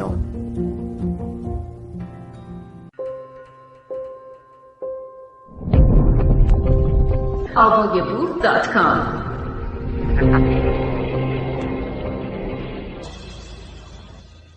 انی مرا به محله دیگری از پاریس می برد که بعدها راحت‌تر توانستم شناسایی‌اش کنم. به مونمارتر، خیابان ژونو. او ماشین 4 اسبه را مقابل ساختمان کوچک سفید رنگی که دری چوبی با قاب شیشه‌ای داشت پارک می‌کرد. از من می‌خواست که منتظر بمانم. می‌گفت که کارش زیاد طول نمی‌کشد و زود برمیگشت. وارد ساختمان می‌شد. من در پیاده‌رو آن خیابان برای خودم گشت می‌زدم. شاید علاقه همیشگی من به آن محله از همان دوران ناشی شده بود. کمی توی خیابان کلنکور قدم می زدم. اما جرئت نمی کردم زیاد دور شوم. از ترس اینکه مبادا یک وقت انی با ماشین 4 اسبش برود و مرا آنجا تنها بگذارد. برمیگشتم و به سرعت از پله ها بالا می رفتم. اما این من بودم که اول می رسیدم و باید همچنان منتظر می ماندم. مثل انتظار توی گاراژ. وقتی که توی دفتر بکدنی سایبان برزنتی نارنجی رنگ پشت شیشه ها را پایین می کشیدند.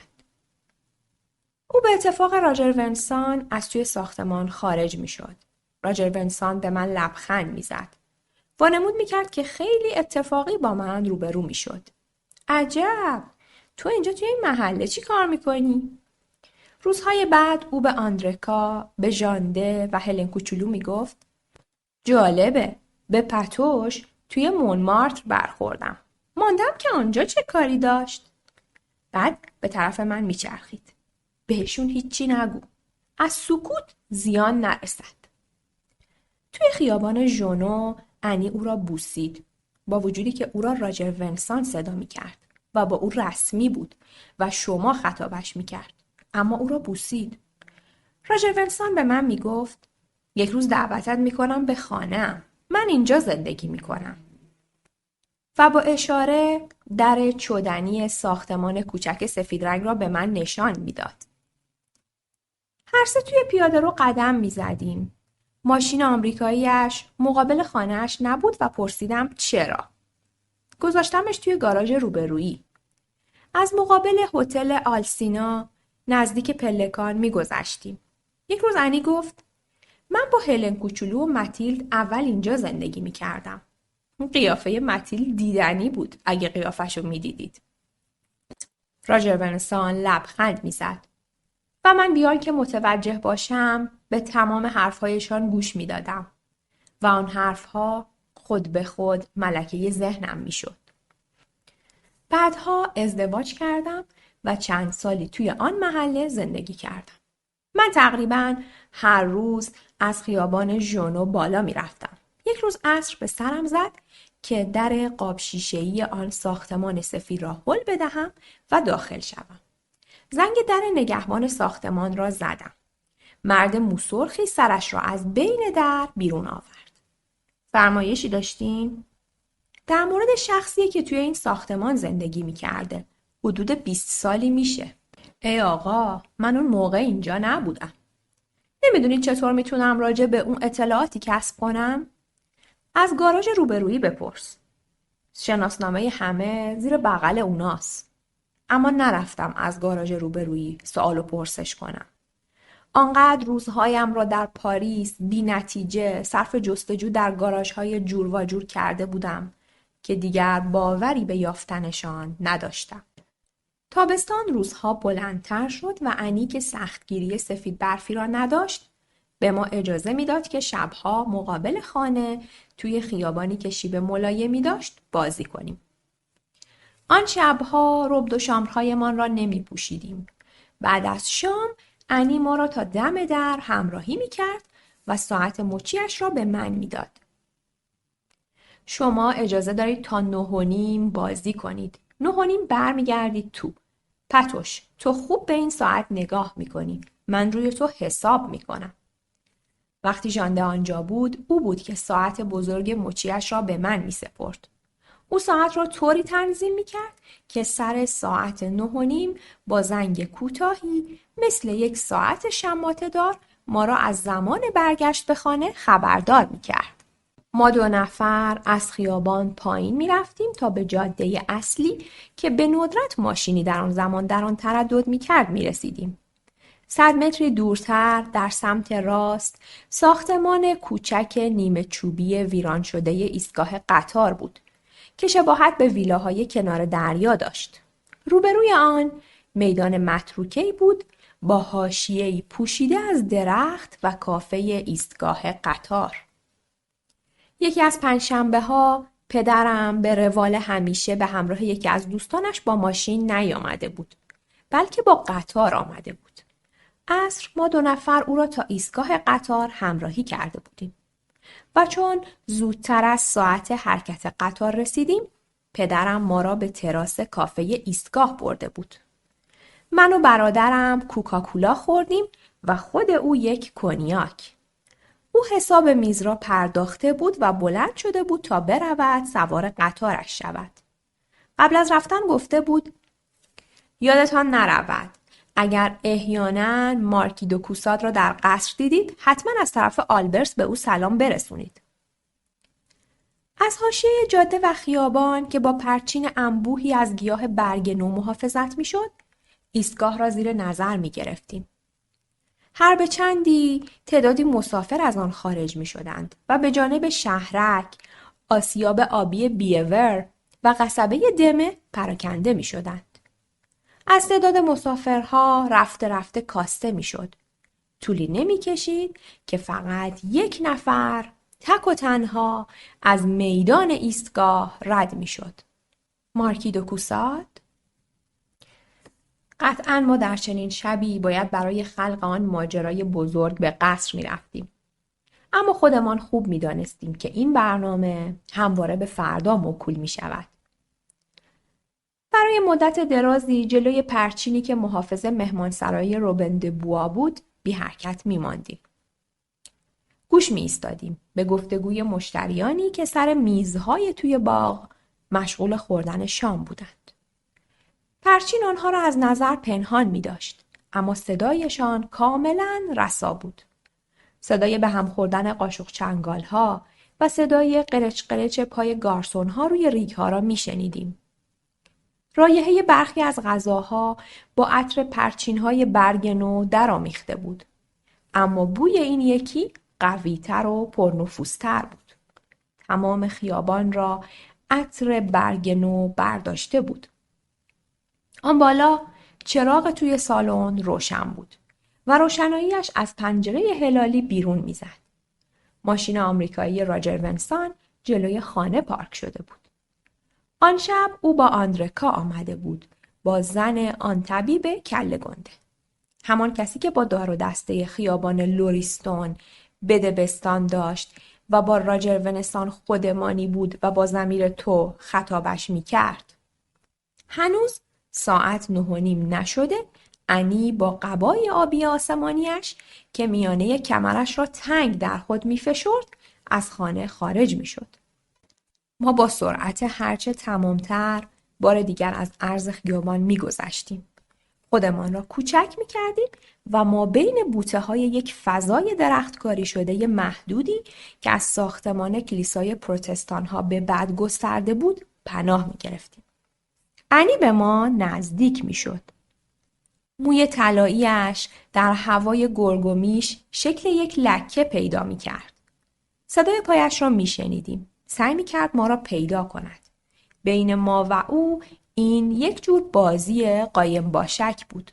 ما هر بار در جای متفاوتی در آن قطعه زمین متروکه که درخت و بوته در آن سر برداشته بود پنهان می شدیم.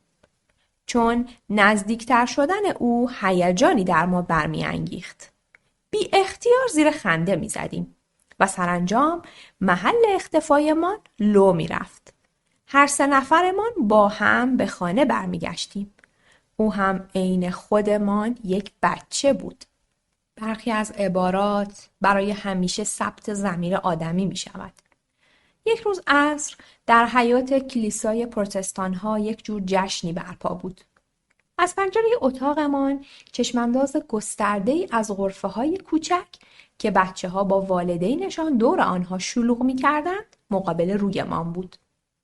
وقت نهار متیلد به من گفته بود دوست داری بری در جشن کلیسا شرکت کنی ابله سرخوش؟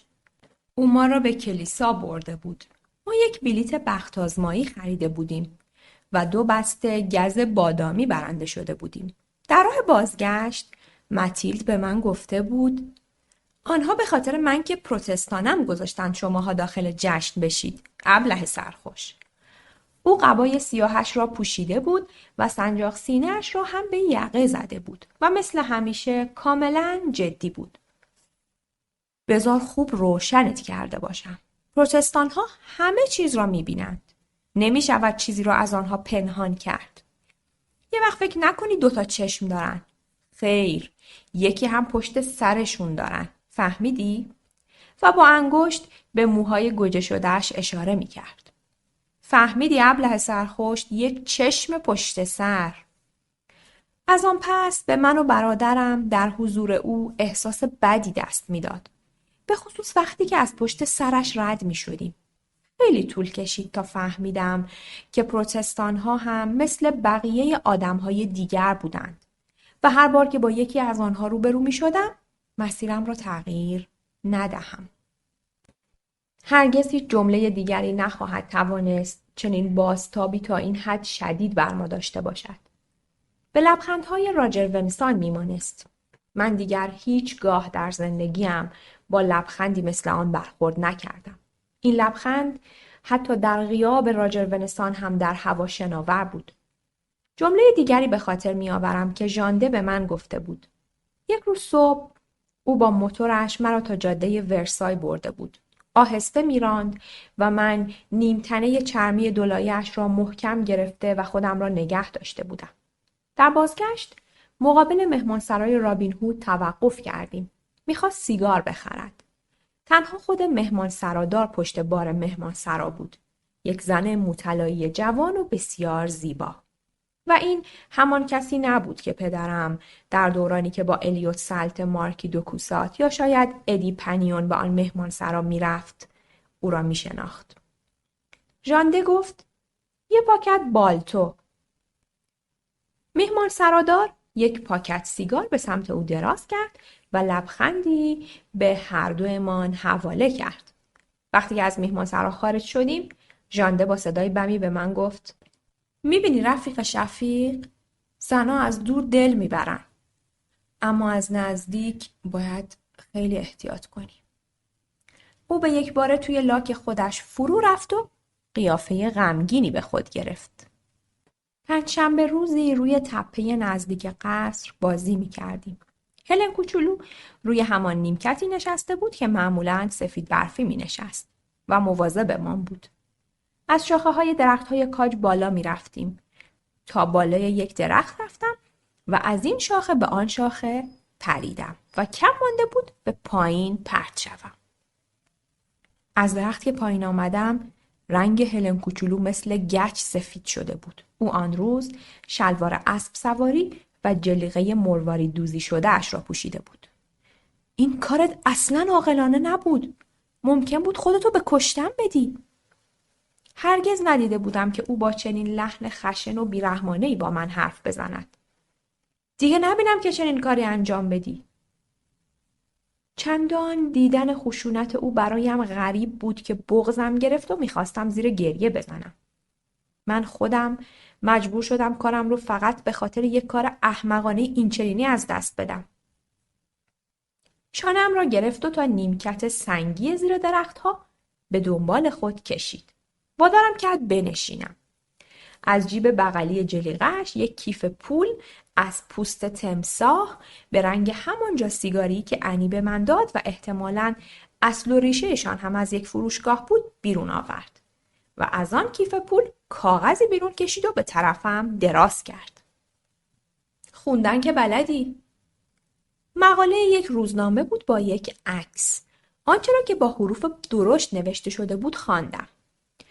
هنرمند بندباز هلن توش قربانی یک حادثه جدی می شود. مصطفی عمر بر بالین او. بریده روزنامه را از دستم گرفت و توی کیف پولیش برگرداند. تصادف تو زندگی به یه چشم برهم زدن اتفاق میفته. منم مثل تو بودم. نمیدونستم. به خودم خیلی اعتماد داشتم. ظاهراً از اینکه با من مثل آدم بزرگ‌ها حرف زده بود پشیمان به نظر می رسید. عصرانه مهمان من. بیاین بریم به شیرینی فروشی براتون کیکی چیزی بگیرم. در امتداد خیابان دکتر دوردن پا سست کردم تا چند قدم عقب‌تر حرکت کنم و به راه رفتنش نگاه کنم. کمی میشلید و تا آن روز اصلاً به فکرم هم خطور نکرده بود که او همیشه میلنگید. پس در زندگی پیش آمد رخ میداد. این مکاشفه مرا بسیار آشفت. آن عصری که به تنهایی با ماشین 4 اسبه انی به پاریس رفته بودیم و انی آن جاسیگاری پوست تمساحی را به من پیشکش کرده بود، بالاخره راهمان را در خیابان‌های کوچک ناحیه 17 که امروز دیگر اثری از آنها نیست پیدا کردیم. ما همچون همیشه کناره رودخانه سن را دنبال کردیم. برای لحظاتی لب رودخانه در نزدیکی نوئی و لیل دوپوتو توقف کردیم. از بالای پلکان چوبی که به لنگرگاهی پر از کرجی با رنگ‌های روشن منتهی می‌شد. به خانه‌های شناور و دوبه‌هایی که مبدل به آپارتمان شده بودند نگاه می‌کردیم. همین زودی‌ها باید بار و بساط رو ببندیم و نقل مکان کنیم پتوش و اینجا آنجایی است که می‌خوام زندگی کنم. راجع به آن حرفش را پیشتر چندین بار برایمان زده بود. فکر ترک خانه و شهرک کمی نگرانمان می‌کرد. اما زندگی بر روی یکی از آن دوبه‌ها ما هر روز انتظار فرارسیدن این ماجراجویی جدید را می‌کشیدیم. برای شما دوتا یه اتاق در نظر خواهم گرفت. با 2 روزنه مثل مال کشتی‌ها. به علاوه 1 سالن و 1 بار. افکاری را که در سر می‌پروراند با صدای بلند بیان می‌کرد.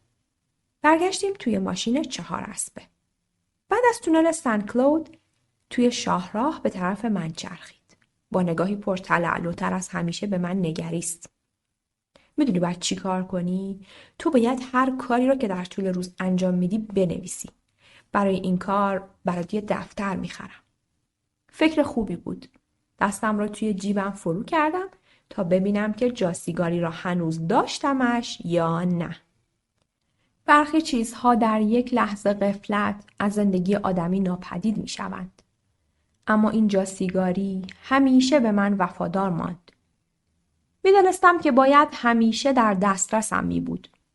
توی کشوی میز کنار تخت خواب، داخل گنجه لباس، ته یک میز خطابه، توی جیب بغل یک نیمتنه.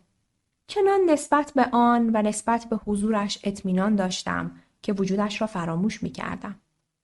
مگر در ساعات دلمردگی.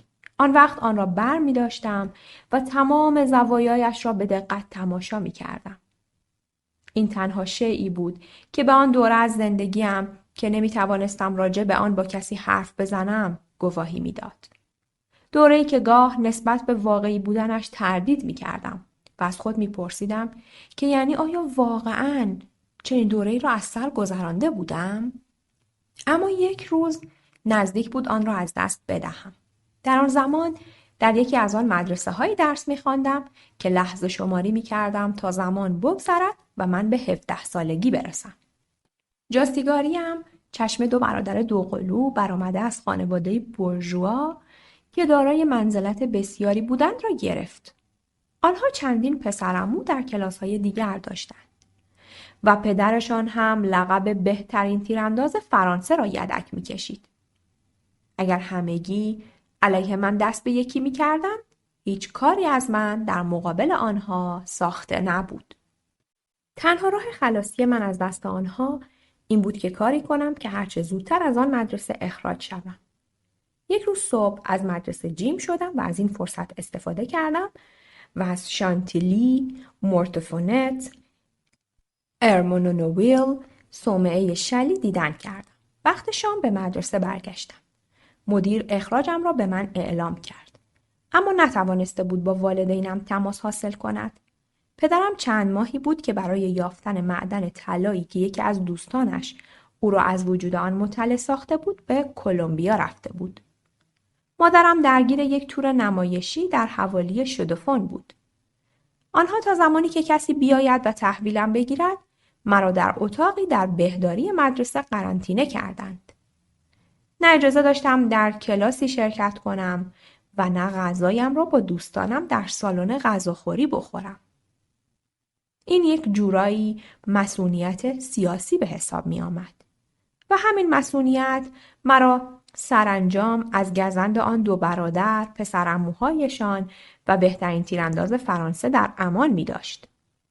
هر شب پیش از خوابیدن برای اطمینان حاصل کردن از وجود آنجا سیگاری پوست تمساحی نگاهی به زیر بالشم می انداختم. این شیء چند سال بعد بار دیگر نیز جلب توجه کرد. عاقبت توصیه انی را که از من می‌خواست وقایع روزانه‌ام را در یک دفتر یادداشت کنم به کار بسته بودم. تازه اولین کتابم را به پایان رسانده بودم. پشت پیشخوان کافه‌ای در خیابان وگرام نشسته بودم. کنارم مردی حدوداً 60 ساله با موهای سیاه، عینکی با قابی بسیار نازک و ظاهری به پاکی و شسته رفتگی دستانش ایستاده بود. برای دقایقی او را تماشا می‌کردم. و از خودم میپرسم که کار و پیشه او در زندگی چه میتوانست باشد. از گارسون تقاضا کرده بود تا برایش یک پاکت سیگار بیاورد. اما توی آن کافه سیگار نمیفروختند. من جاسیگاری پوست تمساحیم را به طرفش دراز کردم.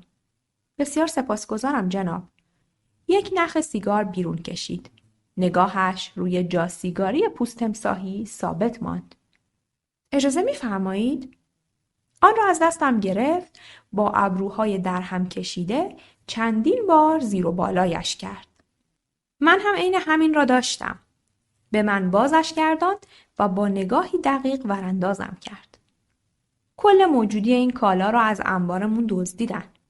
بعد دیگه ما از خرید و فروشش منصرف شدیم. شما یک قطعه کلکسیونه بسیار نادر دارید جناب. به من لبخند زد.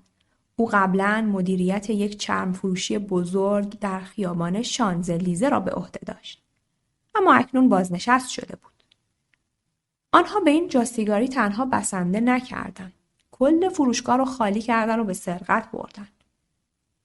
صورتش را نزدیک آورده بود و همچنان به من لبخند میزد. خیال نکنید که سر سوزنی به شما شک کردم و شما در آن زمان خیلی جوان بودید. از او پرسیدم مربوط به خیلی وقت پیش میشه؟ 15 سالی میشه. گیر افتادن؟ ابداً.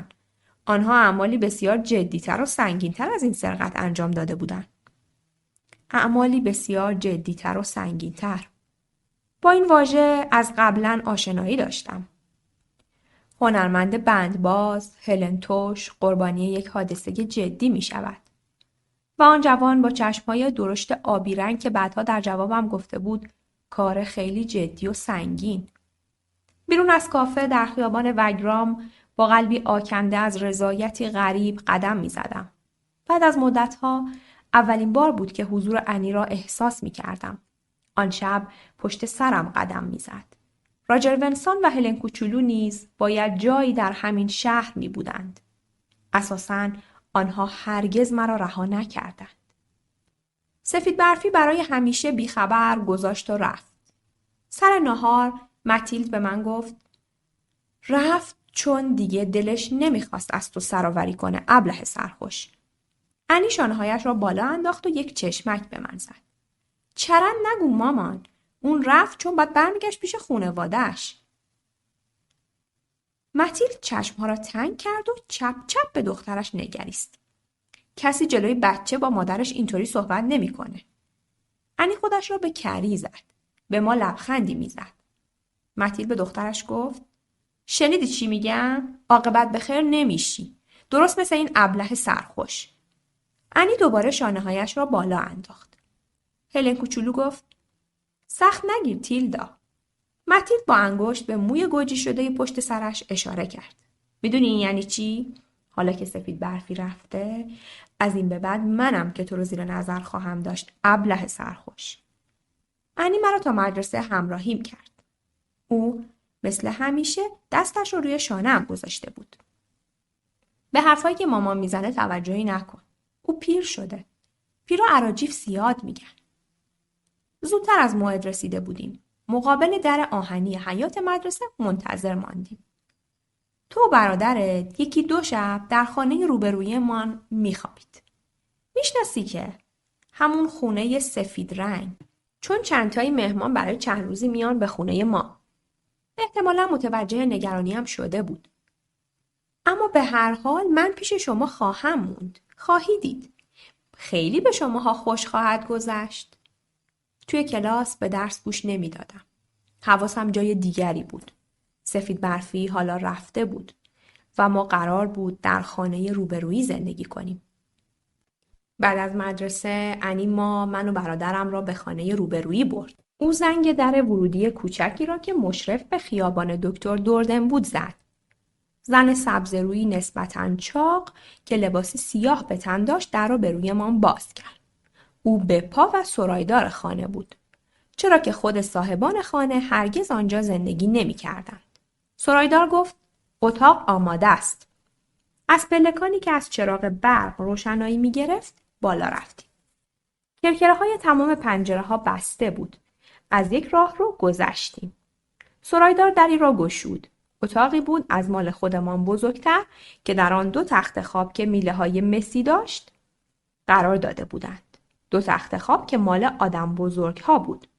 دیوارهای اتاق با کاغذ دیواری آبی کمرنگ پرنقش و نگاری پوشیده شده بود. پنجره رو به خیابان دکتر دوردن باز می‌شد. کرکره‌هایش باز بودند. انی گفت بچه‌ها اینجا خیلی راحت خواهید بود. سرایدار به ما لبخند زد. گفت فردا صبح براتون صبحونه آماده میکنم. از پلکان پایین رفتیم و سرایدار طبقه همکف را نشانمان داد. توی پذیرایی بزرگ خانه با کرکره‌های بسته 2 چلچراغ بلور چنان نور درخشنده‌ای داشتند که چشم را کور میکرد. اسباب و اساسیه ها را مگر پیانو با روکشی پشت نما پوشانده بودند. بعد از شام با انی از خانه بیرون زدیم. لباسهای توی خانه و ربد و شامرهایمان را پوشیده بودیم. یک شب بهاره بود. از اینکه با ربد و شامر به اتفاق انی قدم زنان به سمت پایین خیابان تا رستوران رابین هود می رفتیم خیلی کیف می کردیم. دلمان می خواست با کسی روبرو می شدیم و او می دید که ما با ربد و شامر در خیابان گشت می زدیم. یک بار دیگر زنگ در خانه روبرویی را زدیم. به پای خانه در را باز کرد و ما را به اتاقمان راهنمایی کرد. در تخت خواب‌هایی که میله‌های مسی داشت خوابیدیم. سرایدار به ما گفت که خودش در اتاق کنار سالن می‌خوابد و چنانچه به چیزی نیاز داشتیم می‌توانستیم او را صدا کنیم. انی گفت به هر حال من از شماها زیاد دور نیستم پتوش. روی پیشانیمان را بوسید. پیش از شام در اتاق واقعی خودمان دندانهایمان را مسواک زده بودیم.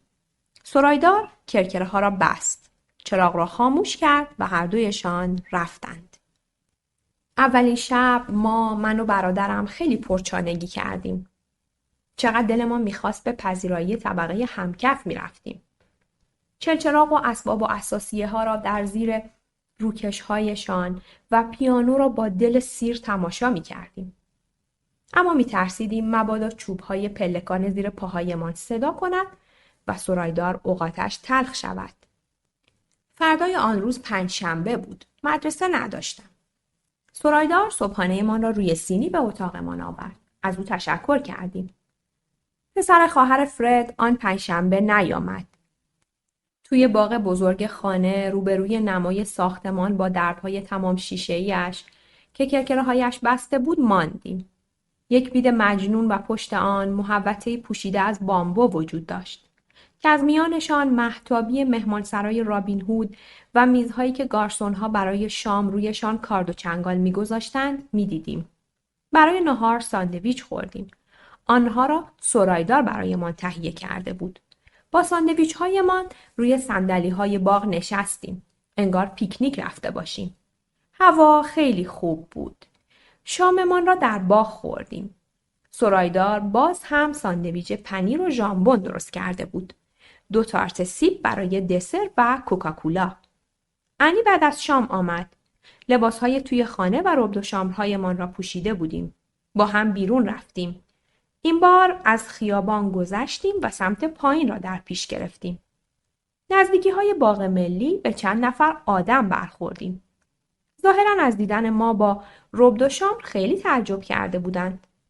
انی نیمتنه چرمی کهنه‌اش با یک شلوار جین آبی رنگ پوشیده بود.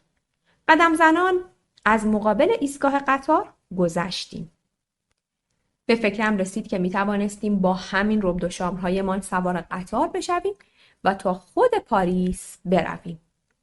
وقتی برگشتیم، انی توی باغ آن خانه سفید هر دویمان را بوسید و یکی یک سازدهنی به ما داد. نیمه شب از خواب بیدار شدم. صدای ماشین می آمد. بلند شدم و به طرف پنجره رفتم. سرایدار کرکره ها را نبسته بود. فقط پرده های قرمز رنگ را کشیده بود.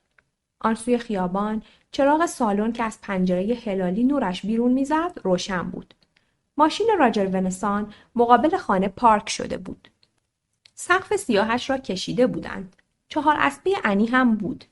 اما صدای ماشین مربوط به یک کامیون برزنت دار بود که در آن سوی خیابان جلوی دیوار کلیسای پروتستان ها در جا موتورش کار می‌کرد. موتور کامیون خاموش شد. 2 مرد از آن پیاده شدند. ژانده و بوگدنی را که هر دو وارد خانه شدند شناختم. شبح یک نفر را که از مقابل پنجره هلالی سالن گاه به گاه رد می‌شد می‌دیدم. خوابم گرفته بود. فردای آن روز سرایدار که برایمان سینی صبحانه آورده بود بیدارمان کرد. او و برادرم مرا تا مدرسه همراهی کردند. در خیابان دکتر دوردن نه خبری از آن کامیون بود و نه از ماشین راجر ونسان. اما 4 اسبه انی همچنان آنجا در مقابل خانه بود. موقع خروج از مدرسه برادرم منتظرم بود. تک و تنها. دیگر هیچ کسی توی خانه ما نیست. به من گفت که سرایدار ساعتی پیش او را به خانه برده بود. 4 اسبه انی آنجا بود. اما هیچ کسی خانه نبود. سرایدار ناچار باید برای خرید تا غروب به ورسای می رفت و برادرم را در خانه گذاشته و برایش توضیح داده بود که انی به زودی به خانه باز می گردد چون ماشینش آنجا بود. برادرم در خانه خالی منتظر مانده بود. از دیدنم خاطر جمع شده و خیالش راحت شده بود.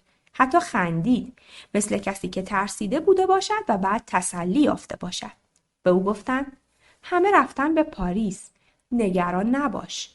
خیابان دکتر دوردن را طی کردیم. 4 اسبه انی آنجا بود. هیچ کس نه در اتاق غذاخوری بود و نه در آشپزخانه، نه در سالن. اتاق انی در طبقه اول خالی بود. اتاق هلن کوچولو هم همینطور. اتاق متیل هم که در ته حیاط قرار داشت خالی بود. وارد اتاق سفید برفی شدیم. شاید حداقل او برگشته بود. نه، تو گویی که احدی هرگز در این اتاقها زندگی نکرده بود. از پنجره خودمان به پایین به 4 اسبه انی نگاه کردم. سکوت حاکم بر خانه ما را به وحشت می‌انداخت. رادیو را روشن کردم و روی بوفه از توی سبد میوه‌ها 2 سیب و 2 موزی را که باقی مانده بود برداشتیم و خوردیم. در مشرف به باغ را باز کردم. ماشین بامپر سبز رنگ همچنان آنجا در وسط حیاط قرار داشت. به برادرم گفتم منتظرشون میمونیم. زمان میگذشت. عقربه‌های ساعت شماته‌دار توی آشپزخانه رفته بودند روی 2:20 دقیقه کم. وقت رفتن به مدرسه بود. اما نمیتوانستم برادرم را تنها بگذارم. روبروی هم سر میز سالن ناهارخوری نشسته بودیم. به رادیو گوش میدادیم. از خانه بیرون زدیم. ماشین انی همچنان آنجا بود. یکی از درهایش را باز کردم و سر جای همیشگیم روی صندلی جلو نشستم. توی صندوق داشبورد و روی صندلی عقب را به دقت کاوش کردم. هیچ، مگر یک پاکت خالی کهنه سیگار. به برادرم گفتم بیا قدم زنان تا قصر برویم. باد میوزید. خیابان دکتر دوردن را پی گرفتیم. همکلاسی هایم حتما تا حالا دیگر وارد کلاس شده بودند و معلم متوجه غیبتم شده بود. همچنان که پیش می رفتیم سکوت در پیرامون ما سنگین و سنگین‌تر می‌شد. آن خیابان و تمام آن خانه‌ها در زیر نور آفتاب به نظر متروکه می‌رسیدند. باد علف‌های بلند توی چمنزار را به ملایمت به جنبش در می‌آورد. ما 2 نفر هرگز نشده بود که با هم به تنهایی تا آنجا رفته باشیم. پنجره‌های تخت کوبی و مسدود شده قصر همان نگرانی را در من برمی‌انگیخت که شبها موقع بازگشتن با سفید برفی از جنگل. نمای قصر در آن لحظه از شب تیره و هراسناک بود، درست مثل همین بعد از ظهر. روی نیمکت نشستیم، همون جایی که وقتی من و برادرم از درخت‌های کاج بالا می‌رفتیم، سفید برفی و هلن کوچولو می‌نشستند. سکوت همچنان پیرامونمان را در بر گرفته بود و من سعی کردم با سازدهنی که انی به من داده بود یک آهنگ بنوازم. در خیابان دکتر دوردن از دور ماشین سیاه رنگی را دیدیم که جلوی خانه پارک شده بود. مردی پشت فرمان بود. یک پایش از در باز ماشین بیرون بود و داشت روزنامه می‌خواند. مقابل در خانه ژاندارمی بیکلاه شق و رق ایستاده بود. جوان بود، با موهای طلایی کوتاه و چشمان درشت آبی رنگی که به فضای خالی خیره مانده بود. از جا پرید و با چشمانی گرد شده به من و برادرم نگریست. شما دوتا اینجا چی کار میکنید؟ به او گفتم اینجا خانه منه.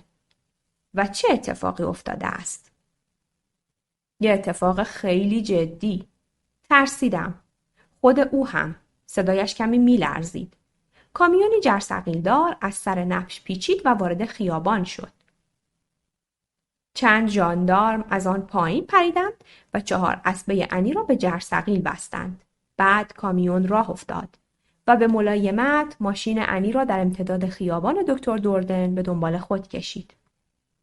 اتفاقی که مرا سخت شوکه کرد و منقلب ساخت. او گفت موضوع خیلی جدیه. نباید برید تو. اما ما رفتیم تو. 1 نفر توی سالن پذیرایی پای تلفن بود. مردی با موهای سیاه که بارانی به تن داشت. لبه میز سالن غذاخوری نشسته بود.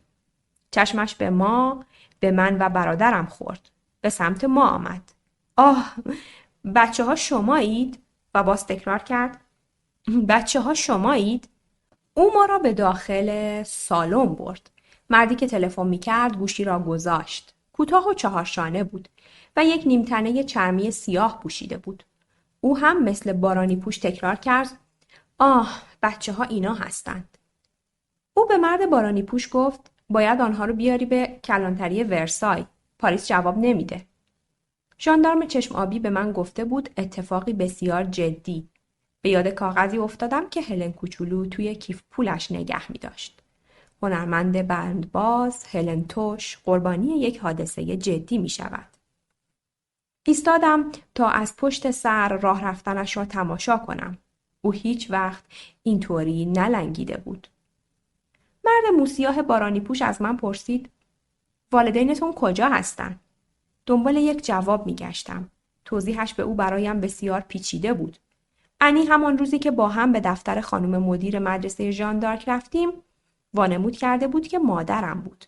این را به خوبی برایم توضیح داده بود. تو نمیدونی که والدینتون کجا هستن؟ مادرم جایی در آفریقای شمالی مشغول اجرای نمایشنامه‌اش بود. پدرم در برازیل یا بانگوئی یا جایی باز هم دورتر بود. خیلی پیچیده و بغرنج بود. به او گفتم مردند. یکه خورد.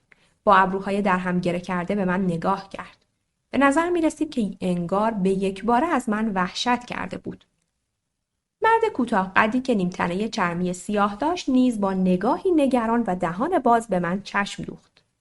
2 ژاندارم وارد سالن پذیرایی شدند. یکی از آنها از مرد موسیاه بارانی پوش پرسید ما به جستجویمان توی خانه ادامه بدیم؟ بله شما ادامه بدید. آنها رفتند. مرد موسیاه بارانی پوش به سمت ما خم شد. با صدای بسیار ملایمی گفت شما برید توی باغ بازی کنید. بعد میایم دنبالتون. دستمان را گرفت و ما را بیرون برد. ماشین بامپر سبز رنگ هنوز آنجا بود. دستهایش را به جانب باغ دراز کرد. برید بازی کنید. بعد میبینمتون. و خودش وارد خانه شد. از پلکان سنگی بالا رفتیم تا ایوان اول باغ، جایی که قبر دکتر گیوتین زیر توده‌ای از گل شقایق پنهان بود و متیلد هم در آنجا بوته گل رز کاشته بود. پنجره اتاق انی کاملا باز بود و از آنجا که ما جایی ایستاده بودیم که بر پنجره مسلط بودیم، من می توانستم آنها را که زیر و روی اتاق انی را می گشتند به روشنی ببینم. در آن پایین مرد کوتاه قدی که نیمتنه چرمی سیاه داشت چراغ قوه در دست از حیاط گذر می کرد. روی لبه چاه خم می شد. شاخ و برگهای پیچ امین و دوله را کنار می زد و می کوشید تا به کمک چراغ قوه‌اش چیزی در ته چاه ببیند. بقیه در اتاق انی به کنکاش ادامه می دادند. باز هم تعداد دیگری از راه رسیدند.